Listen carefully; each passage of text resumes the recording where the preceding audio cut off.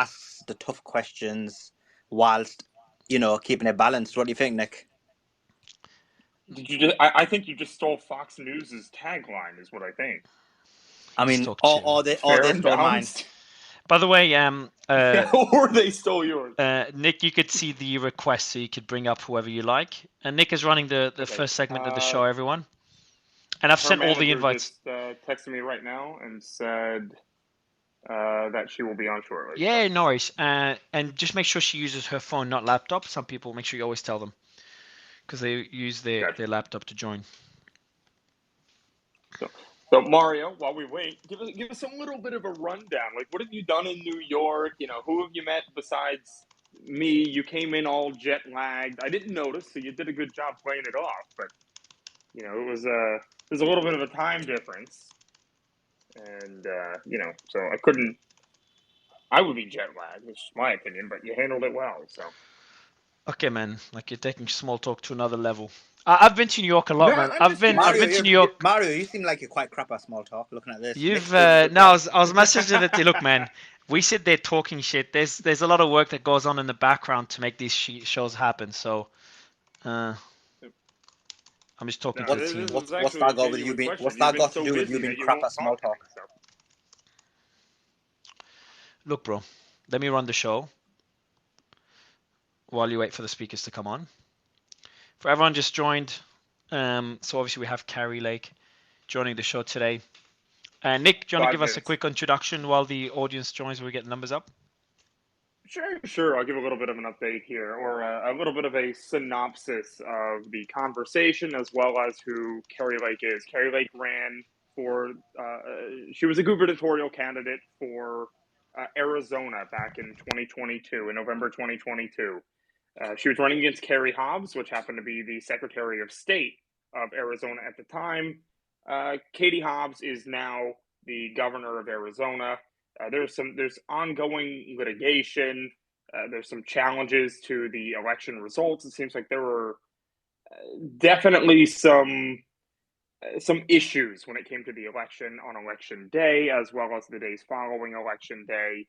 There wasn't a lot of transparency when it came to the government and the Secretary of State's office in Arizona. So that has caused a plethora of issues. It really hurt the trust in the election system in Arizona, as well as across the United States. And so one of the things that we'll talk about with Kari today is how we restore that confidence in the election system, especially before 2024, because that's a big year. This is one of the top issues that people have in mind, especially people on the right. They're worried that their votes aren't going to count or that they're going to be changed.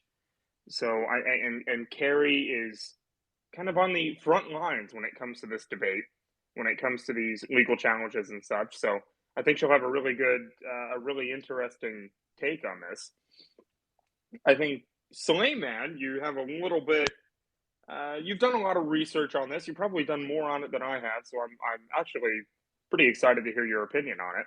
Yeah, I mean, Mario knows my opinion, so I. Hold on, before you share your opinion, maybe Nick, we could, while waiting for Kari to join, we could bring up a few speakers and then bring them down when Kari joins. Abe is here, Sure. but if you want, Nick, we could just have a discussion. You could bring up whoever you like, and then we rotate the panel when Kari joins. So actually, instead, because Kari Lake's about 2 minutes out here, so okay, not much time. We'll just wait on that. But Abe, so Suleiman, can you? Abe, yeah, Suleiman, not your opinion. Can wait after Abe now. Abe, how are you? I'm good. Thanks for having me on, guys. That's all right, Nick. I'll let you do the introduction. Yeah. So Abe, I want to know, you were pretty deeply involved with the 2022 elections, obviously, and I think it would be good if you could kind of just give a brief summary of who you are, what you do, to the audience here, because I believe this is your first time on stage. So, and we do appreciate you coming. Yeah, of course. So, I was a latecomer to the 2022 election. So I jumped in the race back in November of 2021. I'm a former prosecutor. I'm also an Army Reserve intelligence officer. So I had just got back from my deployment overseas to the Middle East, and I got back to America. And in many ways, I no longer recognized our country. And I think so many of us feel that way right now. And I decided to say, you know, this is our generation's fight. I started running for office at the age of 30.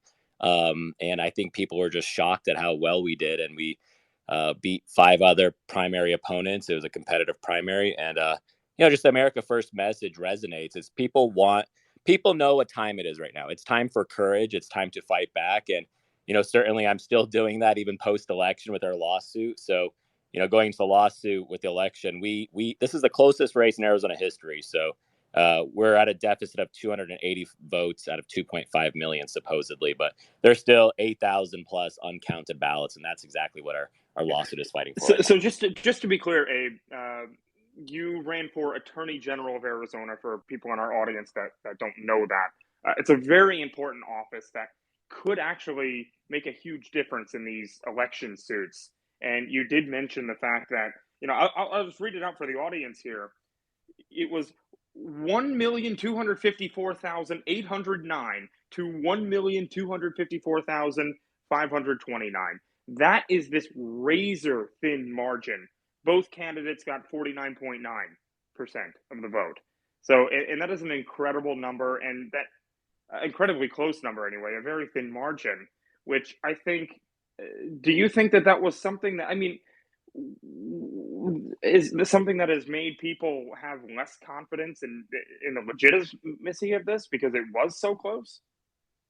Absolutely. I mean, if you look at the day of issues, and I'm sure Kari will talk about that when she's on, but I mean, the printers went down on the election day, and that's where 70% of the people who vote on election day were Republicans. So it obviously affected my race, but I don't think it affected it enough. And I still believe our lawsuit, we're going to prove that the 8,000 uncounted ballots, they're all day of votes, and our data team has gone through it. If they were to count all 8,000 of them, we would win by about 2,000 to 3,000. So it's definitely interesting what's going on, but I'm fighting this to restore confidence in our elections, which so many people have already seen it as corrupted.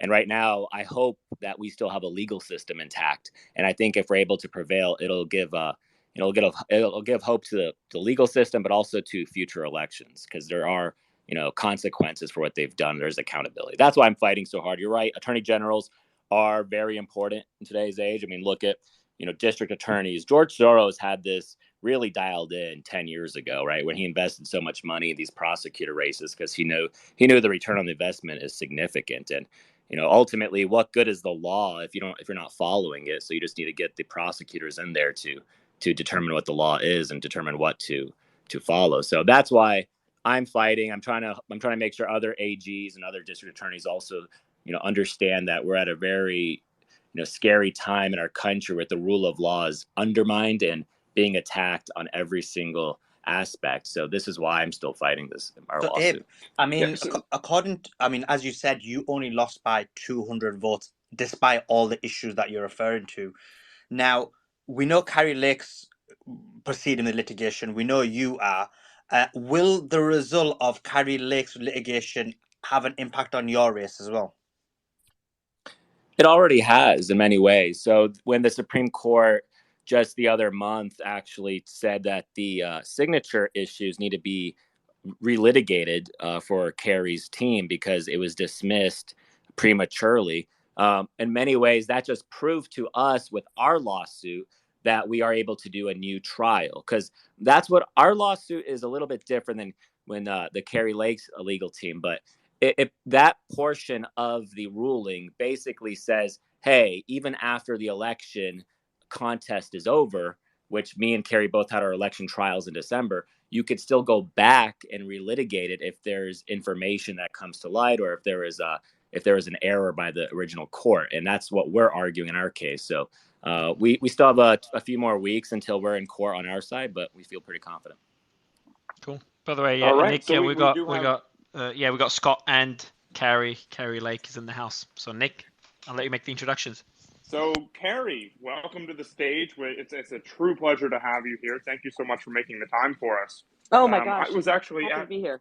Happy to be here. We're just at an event last we're leaving night. New York City, and it's raining like crazy, and we're trying to get on the road. So thank you for being patient. Yeah, Kari, that's the reason I was late. I'm in New York for 2 days, and that's the reason I was late in running the space. There's just pouring rain, so this traffic is killing me. But I think this is your first time you come on a space. Is that correct? Yes, I mean I've been on Twitter Spaces before, but not yours. I'm hearing from everybody that this is like the greatest Twitter space ever. So I'm excited and a tiny bit nervous. You shouldn't be nervous. My co-hosts will try their best to ask good questions. They're not the best at it, but hopefully the questions will. But Nick, thanks for organizing the space, man. I'll let you kick it off. Yeah, so Kari, I was actually at an event that you were speaking at last night at the New York Young Republicans Club, and listened in to you. And I spoke with Caroline, so she's fantastic as well. So Colton, everybody, your team is great. Yeah, But we did a I great would team. like you ran for to be the governor of Arizona back in 2022, and obviously you have been on the forefront of the fight to bring attention to election integrity and election discrepancies that may have been found in your election, as well as the Trump's election back in 2020. You have been a vocal person, and I'd like for you to give the audience just a little bit of a summary of who you are and what you do and what your fight is. Well, thank you for bringing me on the show and allowing me some time to talk about our case and where we are right now. I never set out to be, the poster child for election integrity, but we are realizing this is the issue of our time. And this is not a Republican issue. This is not a MAGA issue. This is an American issue. And, our founding fathers died for the right for us to choose our representation. We wanted to choose the people who represent us and not be subjects of the monarchy. And that's how our country was created. It is one of the most sacred rights we have. And what I'm finding, and as I do research and study, and we're seeing evidence, we don't have fair elections. And you only see them in cases where you have a populist candidate, such as myself or a Donald Trump, where it's really obvious what's happening in our elections. And so here I am in the middle of one of the greatest election lawsuits the country set out to do that. I really never even set out to get involved in politics. I just was working in the media for nearly 30 years, and I realized that the media had gone astray and ceased to become journalism in so many ways and had really turned into propaganda. And so I stepped away from that career. And the amazing people that I had covered for so many years in Arizona asked me to run for office. And so that's how I ended up in politics. But we, had not just a movement and have a movement. And the people, after what happened on November 8th in Arizona, asked me, please don't give up this fight. What happened to us on election day when they engineered a botched election, engineered a sabotaged election, the people of Arizona felt that. They're victims of that crime, and they have begged me and asked me to stay in the fight. And so here we are. We've got our election case moving forward. I was hoping that we would get wins on every single count that we brought forth, but that's just not how the system works. But thankfully, we're still in the fight, and we're waiting for a court date for the lower court to take back up the signature verification aspect of our case, which is the part where you sign the outside of a mail-in ballot, which is an affidavit saying that that is indeed your vote. And it's a legal document, believe it or not. And we are waiting for the courts to take that up. And we're going to continue to fight. We're going to take this all the way to the Supreme Court, because this isn't just a problem in Arizona. We have terrible elections, poorly run elections in many of the states and many of the counties. Kari, thanks for joining us. I watched your interview with Piers Morgan, and obviously Piers Morgan was terrible as he normally is, and he bombarded you with a lot of questions. One of the questions that didn't get a chance to answer was, and I thought was a good one, was that before you became a Republican or represented the Republican Party, you were a Republican, and then you became a Democrat, and then you became an independent. So there are maybe some people who are not completely convinced about your belief in the ideology of republicanism. So if you can give us your thoughts on that, that'd be brilliant.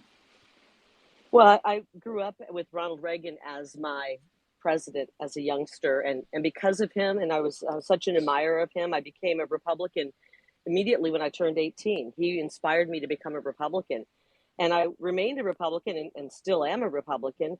But during the subsequent years, as I got older and had children, I realized that the Republican Party had lost its way in many ways under people like George W. Bush, who started wars, who misled us into starting a war in Iraq.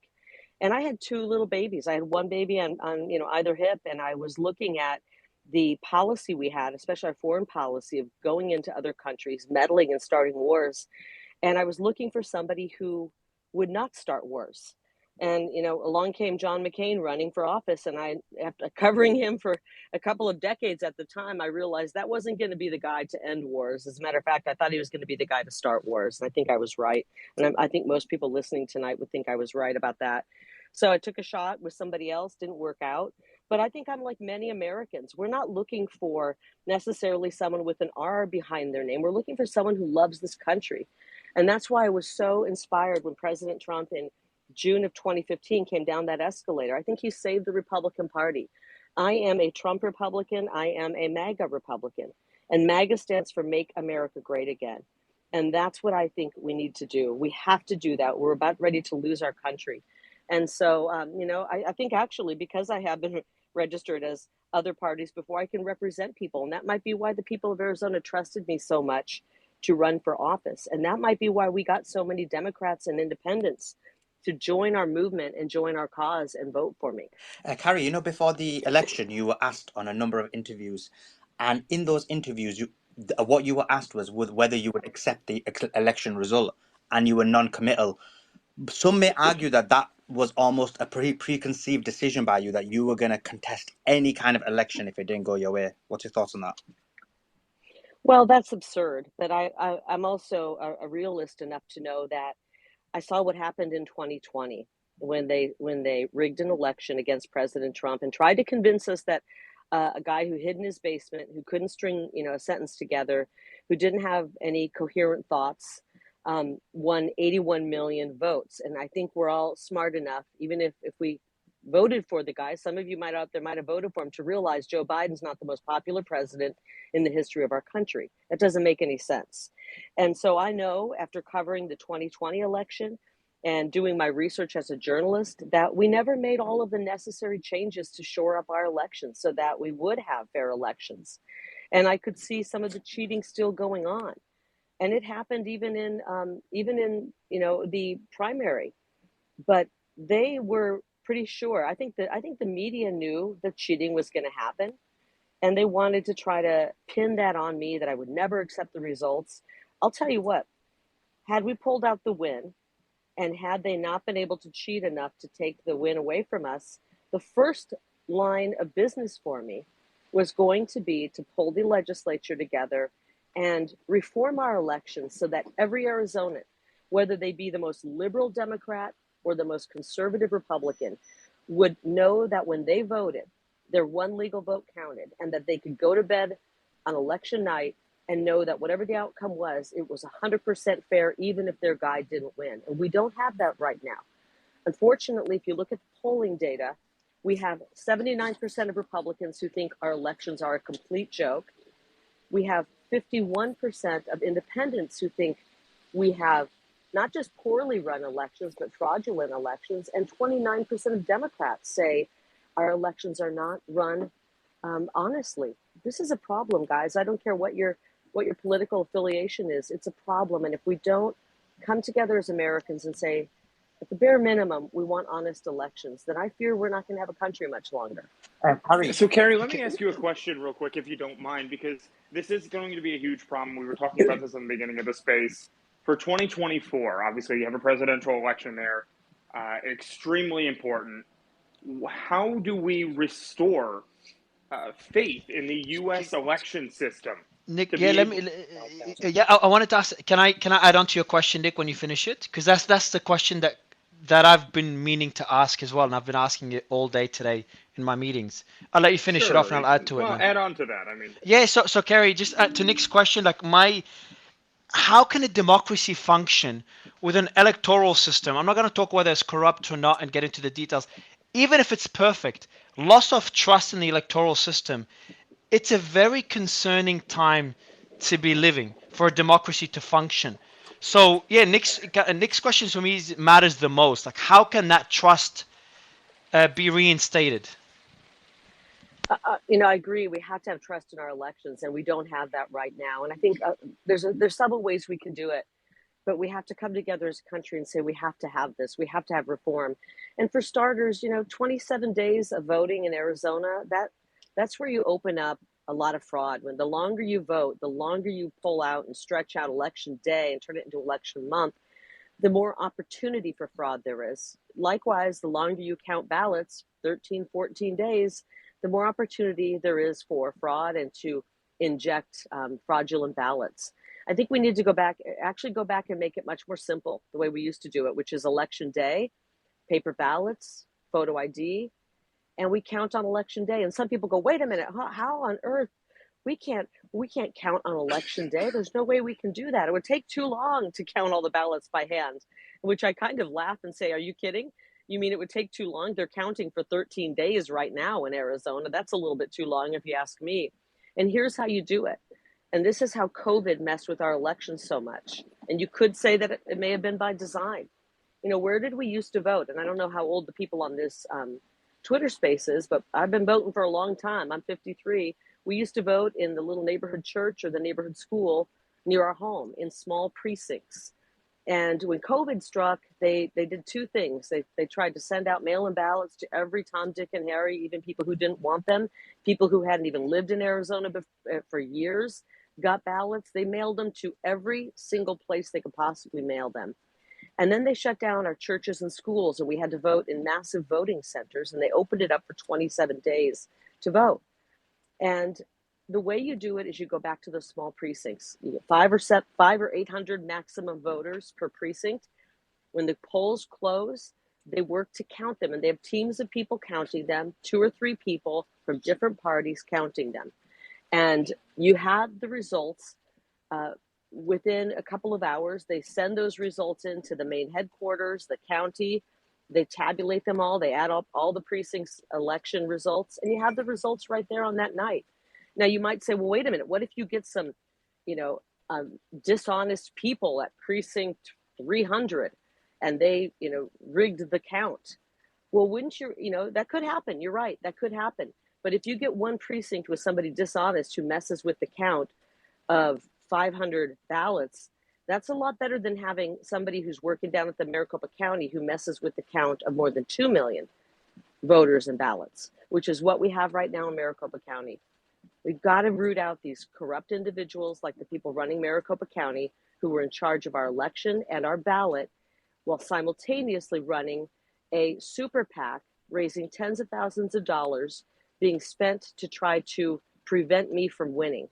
This is a fact. They were doing that while they ran the ballot, while they ran the elections, while I was on the ballot. That's unethical, and we shouldn't allow that kind of thing. Kari, So I think we just, as Americans, have to get serious about it. Kari, we are going to go into detail about the legal case, but more specifically, I mean, what you're talking about, I completely agree with. Like, you need a scenario where both sides can trust the election. But more specifically, a major issue in the case of your election was Katie Hobbs was the Secretary of State, and she was overseeing the election. How much of a major issue is that? And in addition to that, the fact that she was unwilling to debate you, do you think those things are connected? Well, I don't think it gives the people of Arizona much confidence in her as the, in my opinion, fraudulent squatter governor.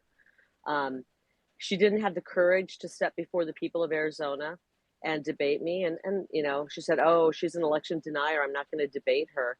Well, if that's what she thinks of me, then step up on a debate stage and call me out. Call me out. I'm happy to respond and reply to that. I'm not a professional debater. I never took a debate course in my life. I was shy in high school. I never took a single debate class. I'm just an Arizonan who loves the people of my state. And I would never refuse to take to the debate stage, because that to me is a job interview. The people are hiring you to represent them. And if you're afraid to show up at the job interview, you shouldn't get the job. And I don't believe she got the job. I think she lost by huge numbers. I believe that she wakes up every morning and looks in the mirror and a fraud is looking back at her, and she knows she cheated. And it's unfortunate that she did not recuse herself from being the Secretary of State and being in charge of the state, overseeing the state elections. But she didn't have the, character. She didn't have the ethics to do such. And that should say a lot. It doesn't surprise me. I mean, the woman is a twice convicted racist who cost the people of Arizona nearly $3 million because of her sexist and racist hiring policies. As a state legislator, she introduced sex education for kindergartners. I mean, this is a woman who the people of Arizona have repel her. And the only way she could get into the governor's office was to cheat. And that's a fact. Kari, in terms of we go to election day, you already were voicing concerns about the election, the integrity of the election. And then you have a significant issue in terms of the printer machines not working. A lot of the machines not working. Abe told us that it was 70% Republican. Now, is that another indicator of if somebody's already highlighting an issue and then the issue still happens? Does that not? I mean, do you think that gives a great example of why you can't trust the result? Well, we did a lot leading up to the election to try to prevent fraud. We knew kind of some of the things they did in 2020, and we had extra observers, lawyers. We had extra election day workers and staff people that were ready to keep an eye out for any problems. And that's one of the reasons that we had all the video that we had, and we were able to grab people and get their sworn declarations out to what went wrong, because we had so many people in place looking out for fraud. But I would have never suspected the kind of diabolical moves that these people made. They realized that they couldn't cheat in some of the other ways that they cheated before. So they had to do something as diabolical as intentionally printing the wrong image on the ballot on election day only. They had a 20-inch piece of paper, ballot paper, and they printed a 19-inch ballot rather than a 20-inch image on that ballot. And that's just a slight enough change that the voter would never detect that there was a problem. But you know what did detect a problem? The tabulator machines. And that's why 250,000 ballots were spit out on election day, when they knew that 75% of the people showing up to vote were voting for Kari Lake and Abe Hamadeh. And, that was intentional. They knew they had a terrible candidate in Katie Hobbs, a lackluster candidate, a low IQ candidate, and they knew they couldn't win with their ideas and their policies because their ideas are dead end. Their ideas are destructive. And so the only way they can win these days is to cheat in elections. And it's going to get worse. I'm here in New York City, and I expected to be met with hostility. I have been met with just absolute graciousness and support. People who are Democrat are stopping me in the hotel lobby, on the street, even in this rain, saying, "Oh my gosh, I support you. Thank you for what you're doing." The Democrats are tired of what this dead-end policy, this dead-end leftist policy is doing to their cities and their communities. And they don't care if you have an R behind your name. What they want are solutions. And I hate to tell them this, until we secure elections and reform our elections, we're going to see people like Lori Lightfoot in Chicago, who destroyed that city, and then the new mayor, who's doing even worse than she did, Mayor Adams here in New York, destroying New York City, de Blasio type folks destroying your cities, if you don't get smart and say we have to have election reform. Because I don't even believe that the people in New York want this kind of madness. They don't want this kind of chaos on the streets. Danish? Hi, Kari. Thank you so much for joining us today. Hi. One of the questions that comes to my mind is around looking forward at what's happening with the Republican Party and what we can expect for 2024. We already know that the Democratic Party is likely not going to do debates. They're not going to have a primary. It's going to go all the way. But the Republican Party, I saw your commentary. You had said that the primary is over when the poll results came back for Donald Trump, and that he had a commanding lead over Ron DeSantis, and that we should be rallying around Donald Trump, and that that the Republican Party should focus its energy on exposing Joe Biden and registering voters and doing the things that the Republican Party would need to win in 2024. But isn't that potentially just as bad as what the Democrats could be doing? Should we not have a free and open primary where every candidate speaks? And should we not ask Donald Trump to be up on stage? Kari, you're muted. Just got to unmute bottom left Oh, corner. sorry, guys. Oh, good, Thank good. you for that question. What's your name? I missed the Oh, speaker on Donish. that one. Donish, thank you for that question. And I'm glad, I really am actually glad to have an opportunity to explain this, because it's hard to explain things in tweets. Had 2020 not happened, that would not be my take. But 2020 happened, and our election was fraudulent, and it was stolen from President Trump. And that's why I believe that the Republican Party, this is the Trump Republican Party, his ideas, his America First ideas, have transformed America in 4 short years, even though, unfortunately, COVID came along and kind of everything came to a screeching halt. Had that election been a fair election, I would obviously be saying, hey, let's have an open primary here, obviously. But it was taken from the people. The people voted for President Trump in overwhelming numbers, and that's why I believe this is his election. This is his. He should be the nominee, and I don't think we should muck it up with somebody like Ron DeSantis. I think Ron DeSantis is a fantastic governor. He's been an effective governor, and the people of Florida just voted him in. And I'm assuming that the people of Florida who voted him in were hoping that he would stick around and actually govern that state. And it does bother me that he would be willing to run against President Trump, a man who helped him become governor of Florida, and actually helped. I think President Trump helped save Florida by endorsing Ron DeSantis, because many people may not realize this, he was running against a guy who was on the verge of winning, who now we find out is a drug addict pervert in many ways. And thank goodness he is not leading Florida. Thank goodness that they do have DeSantis there. So if 2020 hadn't happened, that would not be my stance. But 2020 happened, and that was stolen from President Trump. And I believe the people of America, the Republicans in America, want Trump. So, Kari, let me ask you real quick, because obviously you're not leaving the game. It does seem like you are really passionate about the things that you are doing right now in terms of pushing election integrity. What is next for you? What sort of plans do you have for the future? Well, right now I am firmly in hyper focus on my court case, and anybody who tells you anything different doesn't know me. I plan to win. My court case is exceptional. We have incredible lawyers who are patriots and are willing to fight at the great risk to themselves personally. And if we have a fair judiciary, I believe that we will win. The question is, do we have a fair justice system? Is the judiciary fair? I don't know that it is. And so we're going to take this through the Arizona court system. And right now, as I said, we're waiting for a court date to take up one portion of our case. And we're also working to bring it to the United States Supreme Court. I believe that the justices on the United States Supreme Court would like to have another opportunity to have an election case. They realize that what's happening in our elections is dangerous to the survival of our country. And I think they want one. And I think our case might be just the perfect case for that. So we'll take this all the way to the United States Supreme Court. But obviously, that could take some time. And we do have a Senate seat that is open. It would be a 3-way race.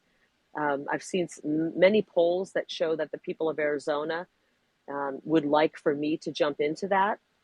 I'm a citizen politician. I never planned to be in politics for long, but I can't stand the fact that people were able to steal this election from us and try to stop our movement. And I won't let them. I won't let these corrupt individuals stop our movement. So if we don't get the result we want in the judiciary, I am seriously considering a run for the United States Senate to stop Kyrsten Sinema and Ruben Gallego. So I want to bring in Scott Pressler here, who on the stage, for people that don't know, is the Persistence. And Scott is really working hard toward bringing some change to the election systems all around the country. I believe you spent a lot of time on the ground in Wisconsin recently. And so I want to bring you in on this. I want your overall thoughts on the efforts that Kari Lake has, as well as what you're doing to sort of work with her on that. So, Scott. Thank you. Well, I think Arizona was important, and for people recognizing that we must be fighting towards election integrity, of course, but we must also understand the fight that is at hand. And the shenanigans that happened in 2022 mean that we have to contemplate changing how we look at voting in elections going into 2023 and beyond. And what I mean by that is, I put out a tweet the other day that I believe Joe Biden right now, without seeing a viable plan from our national party structure, is on his way to reelection. And that's of the mindset that if Republicans are going to choose to only vote on one day, Election Day in 2024, I think there's a very real possibility that what happened to Abe Hamadeh and to Blake Masters and to Kari Lake, I believe that could happen on a nationwide scale going into 2024. And if that were to happen, then it would be disastrous for all of our Republican candidates. And so, what I'm advocating, and I'm speaking only behalf of me, Scott Pressler, nobody else on stage, I will let them speak for themselves. And of course, I'm happy to work with any and all in making sure that we are making Joe Biden a one-term president in 2024. But here's my approach going forward. I am the understanding that if we're going to win and be competitive, we need to have an all of the above approach to voting.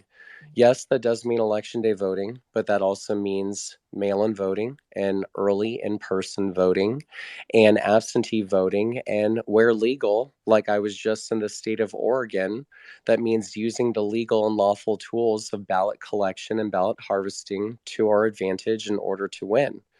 And I believe that if, again, 70% of Republicans, the majority of us, vote on one day, there's a very strong likelihood that what happened in the great state 48 will happen again, and we will lose the election. Kari, just going back to the... I, Oh, sorry, go ahead. I'd love to comment just a bit. And first of all, Yes, yes. we have a real hero with Scott in our presence right now. He's done so much. One man, it shows you how much one individual can do. Scott does not have, he doesn't have a corporation behind him. He doesn't have an NGO behind him. This is one man on a mission. And I've met Scott on a couple of occasions. I truly love that man. He is like a brother to me because of what he's doing. He cares so much about our country. And I agree with him on almost everything he said there. I will say that in the past election, despite what the media has reported, they were telling people that I said, you got to vote election day. My message was vote however you're comfortable voting. If you're comfortable voting early, if you're comfortable with the mail-in ballot, if you're comfortable election day, but just vote, please. But I fear that even if we do everything right in the way that Scott just described it, we don't have corrupt people. We're pretty good people on our side. We don't have the NGOs, the nonprofits set up like the other side has. And I don't know if there's enough time or enough corruption on our side of people willing to be corrupt and do that. They have corruption pushing, that's the engine behind their machine in so many ways. When you see how they traffic ballots, how they, use the drop boxes. I can't, with a good heart, ask Republicans to do anything illegal, nor would I want that. And that's why I'm pushing for reform. And I think we've got some time here with our case to really get behind it and start pressuring and speaking out about election integrity. A big part of it is speaking out and telling people when they say, don't talk about elections, this is wrong, you should never talk about election integrity and all of that. No, it's not taboo. It's our job and our duty as citizens of America, when we see corruption in our government, that we speak out. And I think we have to get really busy speaking out and getting very loud about it. Kari, we saw you went to the Supreme Court in Arizona and you won one of the main issues, and now that's going to be decided again by the judiciary. How many votes is that? I mean, in terms of when it goes to the court, how many votes are going to be decided? Like, what? Because we know you only lost by 17,000. So how many votes are going to be determined by that ruling? Well, the expert in the signature verification aspect of the case, which is the part of our case that the Supreme Court is telling the lower court to take back up, our experts are saying minimum roughly 150,000 invalid ballots, bogus ballots, illegal ballots were counted. And we had 3 whistleblowers who came forward to describe the sham that is signature verification in Maricopa County. It's a complete sham. They don't match the signatures. They don't care about matches. They just care about getting these bogus ballots counted because they are just that, bogus. And when people see how much of a ridiculous system this is, how there's no oversight, how it is just really criminal, I think they're going to want to. I believe that Arizonans, even those who are for mail-in ballots, are going to turn on the mail-in ballot system the way it is right now. Ben, jump in. Yeah, can you hear me? Is my microphone working, Mario? It's perfect. Sounds great. Great. Good evening, Miss Lake. Abe, how are you? Just a pleasure to speak with you. Thank you for taking my question. I have a brief question, but also I just wanted to clarify something. I don't believe that Katie Hobbs has been convicted twice of racism. I'm familiar with the suit in which you're speaking of, but she was not directly convicted of racism. But that being said, so I absolutely agree that that election integrity is of paramount importance. I don't think anyone would disagree with that. But that being said, real sure. quick, Ben, before you move on from that, 2 juries, her practice of hiring and firing, found them guilty, that it was unlawful. And she was awarded the single mother, African-American single mother, who was fired at the hands of Katie Hobbs. She fought, she represented herself. 2 juries awarded her a victory. And the people of Arizona are paying $2.7 million in fees and a payout to that woman, who frankly deserves it because she shouldn't have been fired. Are you living Absolutely, are you living in Arizona? I am not, no. Okay, well, come to Arizona and you can learn a little bit more about it. Katie Hobbs. Well, right, but I understand. Right. Okay. Right, but I just think that we have to be careful in saying that there's, she's twice convicted, right? Because she herself was not twice convicted. But that's a finer point. My question is this: the blame was laid at her feet. Okay, but there's no conviction registered against her by the courts, her directly. But that's a side point. My question is this. So, listen, I absolutely agree that election integrity is completely and absolutely of paramount importance. But I also think that faith in the judicial system is equally as important, right? And you touched on this. So, that being said, if the courts rule against you in your pending litigation, will you accept both the finality and the legitimacy of those rulings, even though you may disagree with the outcome? Just as Donald Trump, I'm assuming you disagree with his litigation efforts regarding 2020, but do you accept the finality and the legitimacy of both the decision and the courts that ruled that way? Or is it that if they don't rule in your favor, they are illegitimate? Thank you. Well, we absolutely know we're right. Our case is impeccable. It's filled with evidence, and we know we're right. We know what happened on election day with 100% certainty. And so do the people of Arizona. And you don't live there, and you didn't vote on election day in Arizona. But if you go to Arizona and you just stop 10 people randomly on the street, I believe 6, 7, 8, 9, maybe even 10 will tell you they were victims of crime on November 8th.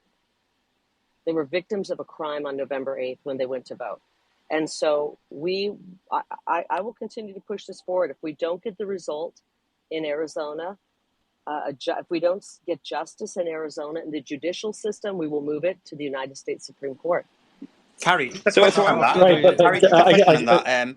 Do you think that, based on what you're saying, that you could even have, based on the current climate, even have a judge who's willing to make a judgment that essentially will go against the establishment position? Because what you're asking for is quite unique. You're asking for a judge to say, obviously, looking at the information, it looks like there was issues with the election, but you're asking a judge to say that there was issues with the election. Do you think that a judge has the fortitude to actually make such a decision? And you're muted, Kari. You gotta unmute bottom left corner. Oh, I'm sorry, guys. Issues is a nice way to put it. There was sabotage of our election, and that's why we're fighting it so hard. And I don't know if a judge will have the courage to do the right thing. I believe that corruption is seeped into every aspect of our government, and in many ways of our corporate landscape as well. And we're giving judges a chance to do the right thing. I'm hoping as they continue to watch the unraveling of America, that they will find the courage to do the right thing, that they'll realize that the weight of our republic lies squarely on their shoulders. And so I'm hoping we're giving the judges a chance to do the right thing before we move it up the ladder and take it to the U.S. Supreme Court. But there's a great quote from George Orwell, 1984, the great book, the classic. The party told you to reject the evidence of your eyes and ears. It was their final, most essential command. Guys, they're asking us not to believe what we saw. They're asking us not to believe what happened to the good people of Arizona on November 8th, 2022. They're telling us not to believe what we saw on November 3rd, 2020. They're telling us that a guy who can barely find the front door of the White House, who's rushing us and running us straight into World War III, who's destroyed our economy, who's left our borders wide open and let the fentanyl crisis fester and grow. They're telling us that he's the most popular president in the history of this great country. 81 million votes, my ass. Don't insult my intelligence. And I don't care what you tell me, what you say to me, how you try to convince me, how the fake news tries to convince me. My eyes are wide open. I know what happened, and I will fight. This is a hill worth dying on for me. I'm a mother. I have 2 children, and I'll be damned if I leave a country that has turned into a communist nation to my children. And I'll be damned if I let other people's children fester in an America that's not free. So Let if it me does, ask, sorry, just Mark. 2 seconds, Benjamin. Just a quick question they carry, and I'll go to Julie. I know she's been waiting for a while. Regarding if the Supreme Court rules against what you guys are fighting for, Kari, would you concede then, or would you continue the fight, and how would you continue that fight? Well, I think I just told you. I know what we saw. I know what we saw. We're going to give the Supreme Court a chance to judge on this. We'll see what happens. I'm not going anywhere. I mean, you can have a judge rule against us, and that's not going to change what happened on November 8th. And I know that not everybody on this Twitter space was present in Arizona and voted. Again, 75% of the people who voted on election day were Republicans. So I understand that maybe a bunch of people who are in another state or who are Democrats may not care that much about it, may not understand what happened. It happened right before our eyes. This wasn't a 3 a.m. where they stopped counting and injected ballots. This wasn't what they did in 2020. This was a highway robbery in front of everyone's eyes. It was an attack. They always like to say, "There's attack on democracy." The attack on democracy, guys, happened November 8th in front of everyone's eyes, and so nothing will make me change my viewpoint and of what happened on November 8th. Our election was. Kari, one more question. Sorry, Julia, just one more question, Kari. But what other tools do you have to fight after the Supreme Court decision? That's a good question. I mean, we'll have the Supreme Court, and that'll be a case that's a little bit different, and that may take some time. And that's why I'm not willing to just sit there and wait to see what happens in the court. And that's why I'm seriously considering running for U.S. Senate. It's a lot harder for these bozos and crooks and criminals who run our elections in Arizona. It's a lot harder for them to cheat in a 3-way race, which is what we would see in a U.S. Senate race in Arizona this next go around. And this is exactly why I was approached by somebody who's pretty high up in politics in Arizona, who came to my door and tried to bribe me out of running for any future office. This person asked me to put my political career on hold, put it on ice, put our movement on ice for 2 years. They're so afraid of me being on the ballot because they know it's going to be harder to cheat this time with 3 people in. And I'm sure they continue to have, find new ways to cheat. As Scott talks about, I mean, they'll do anything. They don't have scruples, the people behind our stolen elections. And frankly, they don't care about any of us. They care about keeping this bureaucracy, this corrupt machine, this uniparty machine moving forward. John F. Kennedy, if he were alive today, would be an America First patriot. I believe that. I believe the Democrat Party has been overtaken by people who don't care about our Constitution. And I think we need to come together as Americans, whether we think we're Democrat, Independent, or Republican, and just say, who's going to put our country first? Because our country needs some TLC right now. We're sending billions of dollars, hundreds of billions overseas to Ukraine to protect their borders. And we're not doing a darn thing on our border. And it pains me every time I go to that border to see what's happening. It's not just a humanitarian crisis, it's a national security crisis. We're watching women and children being trafficked. And horrifyingly, we're watching Arizona, the Grand Canyon state, turn into the fentanyl state as it becomes a pipeline for the most dangerous poison ever to come into this country. And I'm tired of watching young people be poisoned to death and watching our country be decimated by this wide open border. And that's all that this modern day Democrat Party wants to offer is just the destruction of America. That's why I walked away, and I know a lot of other people have walked away as well. Kari, there's only three last questions. I'm going to ask a quick question, then Julia, then Wahid. My question would be, if Trump asks you to be his running mate, what would be your answer? Would you accept the fight? Well, it's so funny because President Trump is so powerful. I don't even think he needs a running mate. I really don't. I'm doing everything I can to make sure he makes it into office, and I'm doing this not because I want anything in return. All I want in return, and I think is what other people want, is for our country to get back on track. I ask for nothing when I speak positively, and when I talk about President Trump, I do so because I know that we need somebody who loves this country and isn't in it for political gain, isn't in it for money or power. President Trump could easily go off and enjoy his life. And I believe that he's the only man right now who can stand in the gap as we're ready to lose our country, get us back on solid footing on a world stage so we can stop this sprint into World War III. He can get our economy back on track so that everyone's doing better, making more money. Their 401k, their savings, their pension will start growing rather than withering up and drying up. And getting our energy plan and situation and bringing back energy independence in our country, bring down the inflation next to zero the way it was. I think it was at lower than 2% when he was president. We got to get back to putting our country first and rebuilding it. And that's why I'm fighting for him. I ask for nothing in return. If he asked me to be vice president, we're talking about a year away. I have a lot of ambitions. My ambition is to take this movement of people in Arizona and see to it that we get our state sovereignty back and we get safe streets. So anything I can do to help the people of Arizona is what I would do. Kari, I know you're about to arrive to the airport, so we do have to cut it. But to end it, I asked this for every notable speaker we have.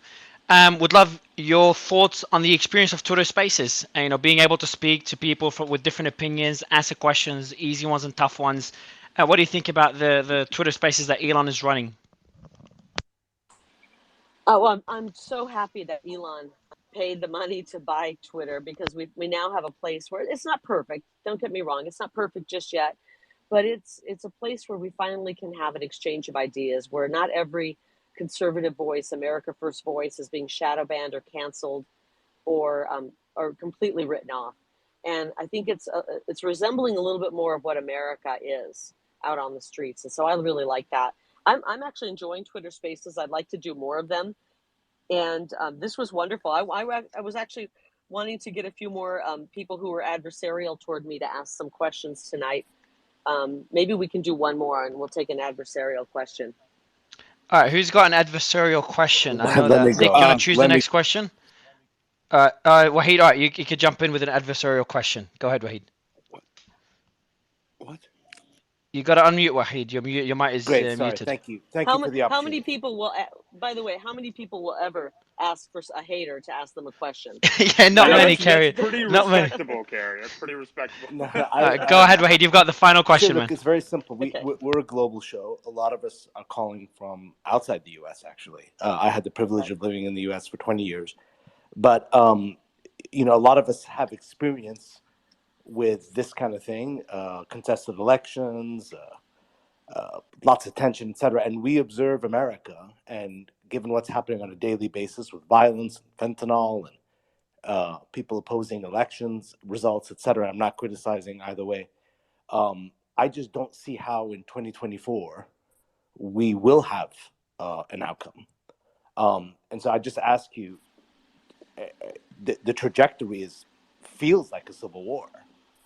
And what is happening to stop that pendulum from shifting to just people no longer accepting each other's results? And again, I have no opinion either way. I don't vote. But we see the trajectory of America, and it's scary. Well, I first of all, thank you for the question, and I'm assuming you are sending your best wishes to America. I know that the Absolutely. No, world, I we think, need to. in many ways, loves Yeah, America. we need to. And when America goes bye, when it's overtaken, I think it's really the end of kind of the world as we know it, and that's why I'm fighting. Believe me, it's not fun to be in the middle of this craziness and insanity, but I thank God for putting me here, because that means that he thinks enough of all of us, whatever our political background is, and ideology is, to put us here at this moment. It's a critical moment, not just American history, but in human history and world history. And that he's put us here means that he's got faith in us as people to come together and do the right thing. And I hope that happens. One of my concerns is that we will fight this, and I'm not sure what the outcome will be. And I think this globalist push by some pretty evil people, in my opinion, if they start to see that that we, the people, are stepping up, and they're going to lose the election, and they can't cheat the way they were hoping to cheat because we've stopped their cheating, my fear is that they'll try to just stop the elections. Who knows what they'll throw at us? Who knows what they'll start to end the elections? I can't project that far into the future and guess what's going to happen. But what I can do is wake up every day, not feel sorry for myself, but stand up, hold my head up, and walk out that door and fight like hell. And right now, the fight I'm fighting is in the court system. And with every day that passes, we're getting new evidence and new information. Hopefully, these judges are realizing, they're watching this country collapse, and they're realizing that whoever pressures them to maybe make the wrong decisions, they shouldn't listen to that, and they should listen to what America needs, and remember our founding fathers and what they desired for this country. So I don't know. I could spend my whole day thinking about what could go wrong, and then I might curl up in bed and not want to get out of bed. But I choose to spend my day saying, how can I fight today? What can I do today?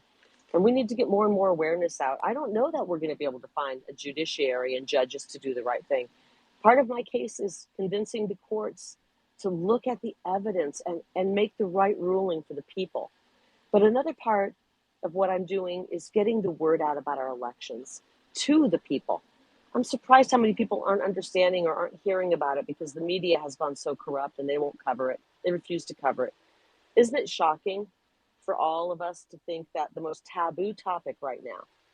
I've heard the most horrendous discussions about the craziest stuff out there that used to be taboo. That's no longer taboo in this country. The things you can talk to children about today that used to be taboo not too many years ago, that is now commonplace and considered okay in this culture. But we can't talk about corrupt elections. That's the most corrupt, or that's the most taboo thing right now. Think about that. And so we need to start talking about it. We need to start educating people what's happening and pressuring these so-called journalists to do their job and cover this story fairly. Kari, all right, Trash, I know Kari has to jump off. Last quick question, man. I know you're an actual voter, Trash, and Julia, I know you want to ask a question, but I'll let you and Trash decide, and someone has to ask one final question. And I've got a good closer for Kari, if she wouldn't mind. Hi, Kari, it's Julia. You're one of the few who really seems to stand up and fight for your principles. I'm wondering, why aren't we seeing more of this, particularly from conservative leaders? And I also wanted to tie this into your comments on the Fox News Tucker Carlson split, after which you encouraged every person at Fox News who cares about their country to walk away from the network, rather than letting Fox use their reputation and credibility to promote a globalist establishment agenda. Do you think anyone's going to be brave enough to walk away? And what opportunities do you see for America First journalists outside of the traditional mainstream media outlets? Oh, that's a great question. Well, I did walk away because I didn't want to lend my reputation, my voice, my heart and soul to putting out half-truths. And that's what journalism had become, just a bunch of half-truths, which we all know is just a fancy way of saying lies. I wasn't willing to do that. And I think there's a lot of people who are walking away, and they're finding actually a great living in independent journalism, in podcasting. I mean, you'd be surprised how much people are making, and they're able to make a living. And guess what? They're able to wake up every day and not have that internal pain of not doing the right thing, of living unethically. They get to live ethically and morally, which is great. I hope that a few people will walk away. I sure as heck wouldn't want to work for an outlet, any corrupt news outlet that was pushing this globalist agenda. It's a communist agenda. I mean, Megyn Kelly walked away. She's doing quite well. Glenn Beck is doing great. He walked away. Bill O'Reilly, Kimberly Guilfoyle, Tucker. We've got people who have walked away. There is life after working for a corrupt corporate news outlet. Trust me, it was the greatest decision I ever made. Was it scary? Yes, it was. Now you're asking about why don't more Republicans speak out? I think the reason we don't see more courageous, bold Republican politicians speaking out is because all they want is to be a politician. They have a desire to be a career politician. And they're afraid, what if I step this way and get too bold? I might tip the apple cart, and I might not be able to stick around. They might vote me out. I don't care. I want to get in. I want to be the governor. We won that race. I want to turn Arizona around. I want to secure the border, make sure our streets are safe, let our kids get an education where they're having an opportunity to learn trade skill training, vocational training, so they can get out of high school ready for the jobs that are out there. I want to end chronic street homelessness and lift these people up. And this is what I want to do. And then I want to get the hell out of politics. What kind of insane person do you have to want to be a lifelong politician? Unfortunately, we have way too many of them. And then they're in there protecting their own interests rather than caring about the people. Because if they care about the people right now, they would be speaking up, screaming out loudly like their hair's on fire. Because if your hair's not on fire right now with concern for this country, then you don't understand what's happening. We're in a war right now. It may not be a war where bullets are flying. The ammunition is information. And we need a few brave souls. They don't have to be professional communicators. You can be an amateur communicator. You just have to open your mouth, use what's left of our First Amendment, and communicate the trouble that America's in, because it's incumbent on us to stand up right now. It's our duty as American citizens to stand up and try to save this country. Kari, thanks a lot for joining. It's a pleasure. Really appreciate it. Thank you, Mario. I wish I could stay. We're literally just pulling up almost to the airport here. Hey, Kari, can we have you back soon? Would you like to come back sometime? Absolutely. Anytime I can do it, we can fit it into the schedule. I just want a shout out to Abe Hamadeh. I see he's on here, and I know he was speaking before I got on. This is a fighter. Abe is an amazing man. He's got incredible courage, and there are fighters up there. I know that. I don't know what trash discourse. I don't know what that person's name was, but I'm just the person who goes by that handle. There are fighters out there. I'm not the only one. Trump isn't the only one. Abe Hamadeh is a fighter. And a lot of people who don't get the credit are working behind the scenes, spreading information, good information about what's happening. There are millions of people who are doing their part, whether it's a big part or a small part, to help. We just need millions more to jump in as well, especially here in New York. I heard that there were New Yorkers who are afraid to open their mouth and speak the truth about what's happening. They're afraid to support President Trump or America First policies. And I said, since when are New Yorkers afraid to speak out? We need those bold, brash New Yorkers to use their voice and speak out for what's right. Kari, thank you so much. Appreciate it. Thank you, Mario. Thank you, Nick. I appreciate it. Everybody on this. And we just appreciate everyone who's out there fighting. But this is really about saving America for all of us, whether we have liberal policies that we believe in and ideologies, or conservative. It's about protecting this great country that we want to get to 250 years and beyond. And I'm bound and determined to help make that happen. Bye-bye, guys. Thanks, Kari. Thank you, really Kari. Appreciate it. Have Bye-bye. Have a safe flight. Thank you. Aaron, take it, man. Trash, Hey, man, Mike is yours, man. Yeah, no, I appreciate you guys. Abe, I appreciate you being here. So I'm actually in Maricopa County. I'm in Scottsdale. Matter of fact, I'm not too far. I'm walking distance to Orange Tree. So I actually was at the Orange Tree event just recently. And I've been watching yours, Abe, closely, especially within the court case, especially the margin of error within those votes. But one of the things that I'm seeing here that seems to be an issue. So we thought we had a fight going after the Board of Supervisors. Once you change the Board of Supervisors, then we can change the Election Commission. Like, that was a fight that I believe that probably could have been won. And I still think it's on the table. And Abe, your case is interesting. I've looked at yours, and Kari's, obviously she has a case. I've been following it for some time, but yours specifically is interesting. And if that flips, I mean, I believe that there's additional ramifications on that, where that can actually play out even into the other candidates' favors. But my question was going to be for Kari, and Abe, I'm still glad you're here. Thank you. How do we actually get rid of these establishment Republicans that are on the election commission, like Bill Gates? Not the Bill Gates, guys. If you don't know, we have an Arizona Bill Gates, and several other people that are actually involved, that actually colluded together to make sure that America First candidates were actually withheld by forming a super PAC and so on and so forth. Abe, how do you see that fight moving forward? Because I'm actually trying to figure out a way to navigate that fight so we can actually move into 2024 and beyond. Well, that's a great question. And thank God we have primaries still. So, we're fighting some Republicans also, Mario. That's what's so unusual, right? And you're referring to Supervisor Bill Gates, who in the Atlantic just 2 months ago, there's reported text messages he sent to the Democrat New Mexico Secretary of State, saying that when I got endorsed by President Trump, he said, "Oh, well, look for me in handcuffs in January," since Trump just endorsed this quote unquote stop the steal candidate.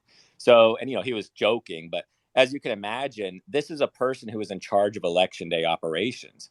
And as soon as the ballots were not reading in the tabulators and the tabulation machines and the printers are malfunctioning, he could have asked the court to extend voting hours, Mario, but he didn't, because he had every incentive to try to prevent me and Kari from taking office.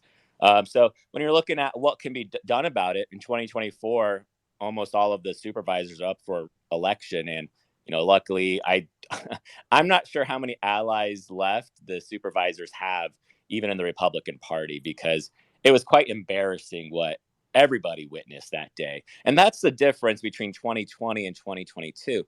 Because on election day on November 8th, you had the most skeptical voters voting on that day. And unfortunately, this was an attack on democracy, because what I am so petrified of is that what if 1%, 2% of Republicans just simply never vote again? And that's a real possibility, especially here in Arizona. And that's why I'm continuing to fight my legal case. Believe me, I am someone who is, I'm a traditionalist. I wanted to concede my election. I was actually planning on conceding the election. But some of your listeners may not know. I mean, prior to the recount, we were down 511 votes. And then all of a sudden, after the recount, it went down to 280. And that was all because of one county in Pinal County. They discovered there was tabulation errors, that the machines were not tabulating it correctly. And this information was withheld from us prior to trial by Secretary of State Katie Hobbs. But what's worse than that, Maricopa County, which again is Republican-led, they withheld provisional ballots from us, which are public records. So when we're talking about the corrupt system, they use legal means, and they use some maybe perhaps illegal means as well. But this is a war to them, and I think so often Republicans just haven't realized it. A question for you. Sorry, just because I wanted to jump in because you just mentioned it. You were considering conceding. That's very notable. One question that I have is the same question that Ben was asking Miss Lake. What would your answer be if the court? That was my next question. That's what I was going to ask Abe. I'm sorry to interject. Abe, listen, you're a former prosecutor. You're well known in the community. You're intelligent, and I believe you're a man of integrity. So my question is this: clearly, you've made a living not only enforcing the judgments of the court, but the legitimacy of the court. So that being said, if this either is declined to be taken up by the Supreme Court, or if the Supreme Court were to rule against you, would you accept the finality and legitimacy of those rulings? Keep in mind, Clarence Thomas said very recently, people have to learn to accept decisions and live with them that they don't like. So I'm asking your honest opinion. I'm not trying to grill you, but it's an important question. There's a lot of people listening in the room here, and you would agree that faith in the judicial system is a bedrock of America, right? So would you personally accept that, both the finality and the legitimacy of the rulings, even though you may not like it? Thank you, Abe. Well, obviously, because I've taken an oath to defend Thank the you for saying that. Constitution. Thank you for saying Would, that. would Thank you you for saying concede? that. Would you officially All right, concede? just let him answer then. Go ahead, Abe.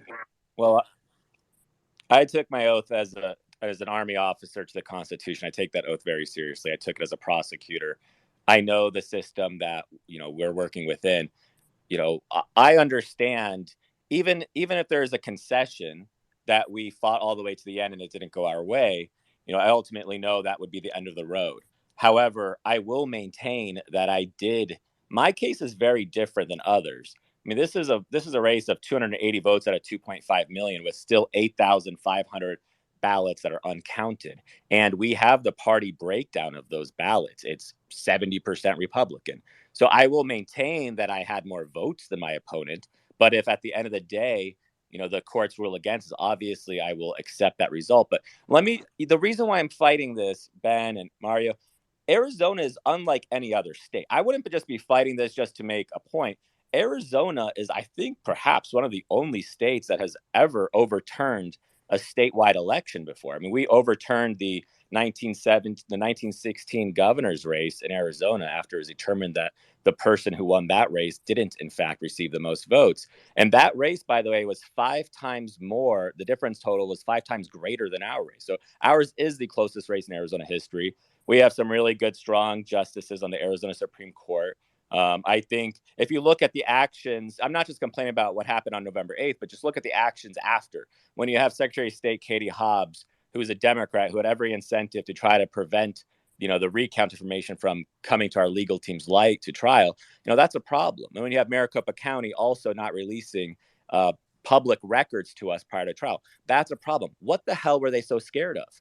And that's exactly why, in many ways, the greatest irony of all of this is if they would have just been honest with our legal team, I don't think we would have prevailed, because in Arizona, you also have about 10 days to go to an election contest trial. But since they withheld evidence, I think now it's going to open up a new trial for us. And now we've discovered that so many of these ballots that were seen as rejected provisionals should have been counted. And Republicans overwhelmingly had a higher rejection rate than any other Democrat or independent. So that's why I feel confident about the case. But obviously, I'm young. I'm 31 years old. Whether it's this election or future elections, they're gonna have to deal with me for a very long time. And I think it gives me a great, it gives me a lot of hope that there's so many people waking up to this system. I first got involved in politics when I was 16, back on the Ron Paul campaign. So I've been an underdog my whole life. So they're not going to get rid of me that quickly. Thank you, Abe, for answering that way, and I'll finish with this. I too am a lawyer, former prosecutor actually, and the one reoccurring question I have had from people who are not well versed in the law is it surrounds, right? Well, the legitimacy of the courts, what can be done, and I think that you just did a great service to people who are listening, right? That listen, of course you have every right to appeal it. Any decision and so forth and so forth. That's why those mechanisms and avenues are in place. But the fact that you said you may disagree with it and that you will accept it, that's a very powerful statement, and I truly appreciate you answering it that way. Thank you, Abe. Tira, I know you've got a question. Go ahead. Well, I wanted to make one statement. I understand there were comments made about Katie Hobbs and her integrity. I want to point out one thing. When Cochise County refused to certify their votes, Katie Hobbs sued them and said, no, you have to certify their votes. Now, had they not certified their votes, a state I think it was school board position would have flipped to the Republicans, as well as a House Senate seat. So basically, by demanding that they certify their votes, Katie Hobbs actually lost a House congressional seat. That is actually integrity. I want to point that out. Okay. Number 2, Mr. Hamadeh, I want to ask you one thing. I too, I'm a retired lawyer interested in law, and what would be the basis? I understand you're going back to the lower courts and you will be relitigating one issue that the Arizona Supreme Court allowed you to relitigate. The rest of them were dismissed. What would be the basis if you get denied again up the chain for a constitutional claim, a U.S. constitutional claim, which is the only way I gather you're going to be able to get into the federal courts?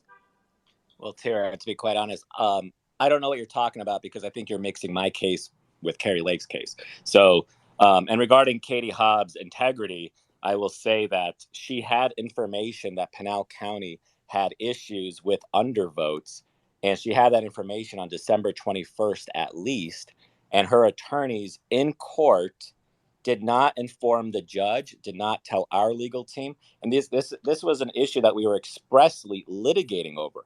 So no, she does not have integrity, and then quite frankly, I believe that they violated candor to the court with that in that respect. But you're going to have to talk to Kari's legal team. So you're saying that the Cochise County decision that she made was in her interest? Because as far as I know, it was against her interest, against the interest of Democrats, to be honest. I'm not talking about what you just said. I'm talking about the issue that I specifically raised. Cochise County refusing to certify for no reason except they didn't like Maricopa County results. And then she went in and said, no, we need your votes regardless of whether it's going to hurt us. Was that the right thing to do, let's just say? Well, it's not for me to decide. What I can tell you is that Pinal County clearly should not have certified. I understand. So you're not answering. I get that. Thank you so much.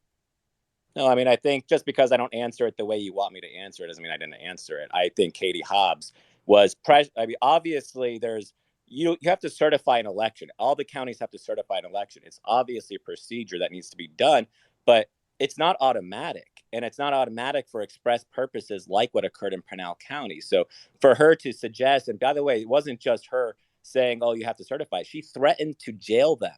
And if you're looking at what happened with Kari Lake right now, why I respect Kari so much, you have the current Secretary of State, Adrian Fontes, referring Kari for releasing a signature that was widely posted in a Senate hearing. He's referred her to criminal prosecution to this Attorney General who's in office right now. Now, think about how dangerous that is to democracy. So when you're talking about what the Democrats are doing, they're the ones who have hijacked our country, abused the legal system, and abused our elections. So no, and that's what I'm standing up against. But I'm not going to sit back and accept your premise that Katie Hobbs is a person of integrity. She's a complete failure. That's why even 2 weeks prior to the election on November 8th, her office openly admitted to sending 8,000 erroneously federal-only ballots. You know, she's a complete mess. She showed up to the office barely any time in the past year, but you know, she somehow got in because she has the fourth estate, which is the fake journalist who covered her water for her. But no, I do not believe Katie Hobbs. But she got in. She got in. She was legitimately elected. I mean, she got in, right? Like, Kari Lake is not the shadow governor, the real governor. She is the duly elected governor of Arizona. I mean, can you concede that point? Even though you have some litigation, I clearly, I don't expect you to really answer in the affirmative, but she is the legitimate elected governor of Arizona. Well, with ongoing election litigation cases, I would argue that it's not legitimized finally yet. So no, she's the current governor, as well as the attorney general is the current attorney general. But what happens is in these cases, with the legal system, there's de jure and there's de facto. Absolutely. So, is there a process of decertifying her win? I'm not sure. Is there a process of doing that or no, Katie Hobbs? Yes, yes, there would be. 1916, Arizona Supreme Court overturned that governor's election. In 1997, there was a Yuma County Board of Supervisors. Right. Yeah. So Kira and Benjamin, I got a question for you guys. Do you think that when it comes to Katie Hobbs, she was overlooking the elections that she was also running in? Do you think, I mean, you said that she's the pillar of integrity. If she was the pillar of integrity, do you not think that she should have?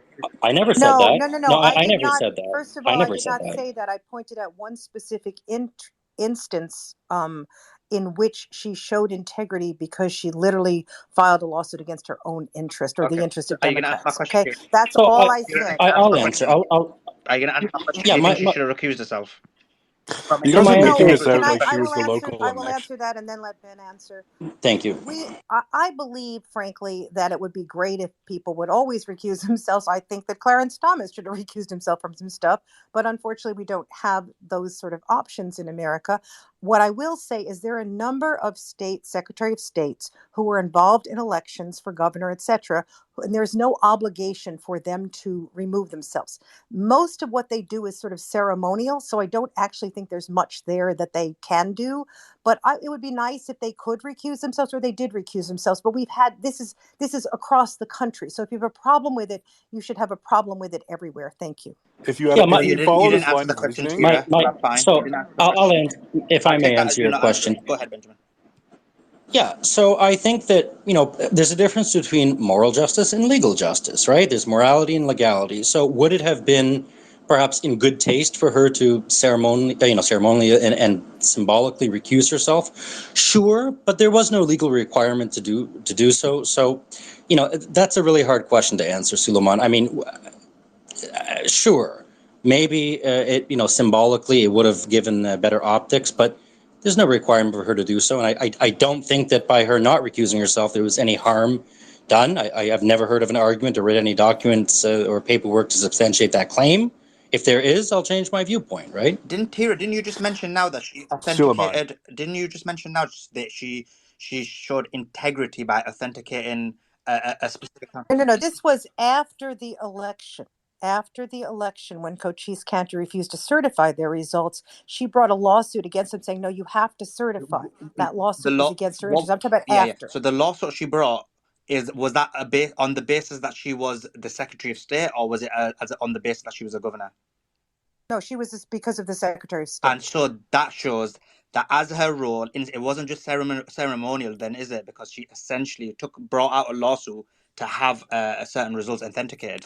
Wait. But that was after the fact. Now, if It's after the fact, but it demonstrates that her role wasn't just ceremonial as per what you tried to indicate.